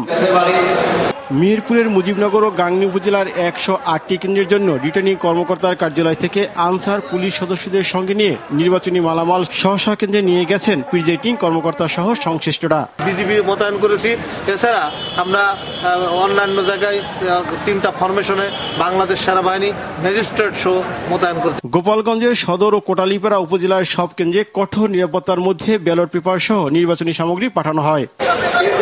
কুষ্টিয়ার কুমারখালী, খোকসা ও মিরপুর উপজেলা নির্বাচনের ভোট নেওয়ার জন্য কড়া নিরাপত্তার মধ্যে কেন্দ্রগুলিতে নির্বাচনী সরঞ্জাম পাঠানো হয়। এছাড়া কঠোর নিরাপত্তার মধ্যে টাঙ্গাইল, কুড়িগ্রাম ও জয়পুরহাটে নির্বাচনী সামগ্রী পাঠানো হয়। দ্বিতীয় দফায় নওগাঁ সদর সহ 6 উপজেলায় নির্বাচনে 345টি কেন্দ্রে ভোট নেওয়া হবে। কেন্দ্রে পৌঁছানো হচ্ছে ব্যালট পেপার সহ নির্বাচনী সামগ্রী। নির্বিঘ্নে ভোট দিতে 5 স্তরের নিরাপত্তার ব্যবস্থা নিয়েছে পুলিশ। বিশেষ ফোর্স হিসেবে মাঠে থাকছে সেনাবাহিনী, র্যাব, বিজিবি ও আনসার সদস্য। ঝিনাইদহের মহেশপুর উপজেলা নির্বাচনে 1,20,912 জন ভোটারের জন্য সব প্রস্তুতি শেষ। এখন কেন্দ্রে কেন্দ্রে পৌঁছানো হচ্ছে নির্বাচনী সরঞ্জাম। মেহেরপুরের মুজিবনগর ও গাংনী উপজেলার 108টি কেন্দ্রের জন্য রিটার্নিং কর্মকর্তার কার্যালয় থেকে নির্বাচনের মালামাল নিয়ে আনসার পুলিশ সদস্যদের সঙ্গে নিয়ে বিভিন্ন কেন্দ্রে যাচ্ছেন প্রিজাইডিং কর্মকর্তা সহ সংশ্লিষ্টরা। বিজিবি মোতায়েন করেছি। এছাড়া আমরা অন্যান্য জায়গায় 3টা ফরমেশনে বাংলাদেশ সেনাবাহিনী ম্যাজিস্ট্রেট সহ মোতায়েন করেছি। সুতরাং আমরা মনে করি যে 100% নিরাপত্তা ব্যবস্থা এখানে, নিরাপত্তার মধ্য দিয়ে আমরা এখানে নির্বাচন পরিচালনা করতে সক্ষম হব। কুষ্টিয়ার কুমারখালী, খোকসা ও মিরপুর উপজেলা নির্বাচনে ভোট নেওয়ার জন্য কড়া নিরাপত্তার মধ্যে কেন্দ্রগুলিতে নির্বাচনী সরঞ্জাম পাঠানো হচ্ছে। সেনাবাহিনী, পুলিশ, র্যাব ও বিজিবির সদস্যরা বিশেষ ফোর্স হিসেবে দায়িত্ব পালন করছেন। ইউএসএআইডির অর্থায়নে পটুয়াখালীর স্প্রিং প্রকল্পের অগ্রগতি পরিদর্শন করেছেন মার্কিন রাষ্ট্রদূত ড্যান মোজিনা। সকালে জেলার সদর উপজেলার বদ্দপুরে হকতুল্লাহ গ্রামে স্প্রিং প্রকল্প ঘুরে দেখা সহ বাড়ির আঙিনায় সবজি চাষ, পুকুরে মাছ চাষ ও হাঁস মুরগি পালন কার্যক্রম পরিদর্শন করেন তিনি। এর আগে মঙ্গলবার ঝালকাঠির নেসারাবাদ কামিল মাদ্রাসা পরিদর্শন করেন তিনি। এছাড়াও ধানসিঁড়ি নদীও ঘুরে দেখেন মজিনা। উয়েফা চ্যাম্পিয়ন্স লিগের শেষ ১৬র প্রথম লেগে গ্রিক ক্লাব অলিম্পিয়াকোসের কাছে ২-০ গোলে হেরেছে ম্যানচেস্টার ইউনাইটেড। অন্য ম্যাচে জেনিথ সেন্ট পিটার্সবার্গকে ৪-২ গোলে হারিয়েছে বরুশিয়া ডর্টমুন্ড। এদিকে আজ রাত ২:৩০টায় শালকের বিপক্ষে নামছে রিয়াল মাদ্রিদ আর গ্যালাতাসারাইয়ে মুখোমুখি হবে চেলসির। সাম্প্রতিক পারফরম্যান্স কথা বলছে রিয়ালের পক্ষেই। অক্টোবর থেকে টানা ২৬ ম্যাচে অপরাজিত তারা। তবে চ্যাম্পিয়ন্স লিগের গেল ৬ মৌসুমের রেকর্ড ভাবাচ্ছে গ্যালাকটিকোদের। ২০০৪ থেকে ২০০৯ পর্যন্ত শেষ ১৬তেই বিদায় নিতে হয়েছে রিয়াল মাদ্রিদকে। অন্যদিকে জার্মান কোন ক্লাবের বিপক্ষে শেষ ২৪ অ্যাওয়ে ম্যাচের ১৭টিতেই হেরেছে তারা। তাই স্প্যানিশ জায়ান্টদের জিততে রোনালদোরা বেলদের কাছে সেরা খেলাটাই চাইছেন কোচ অ্যানচেলত্তি।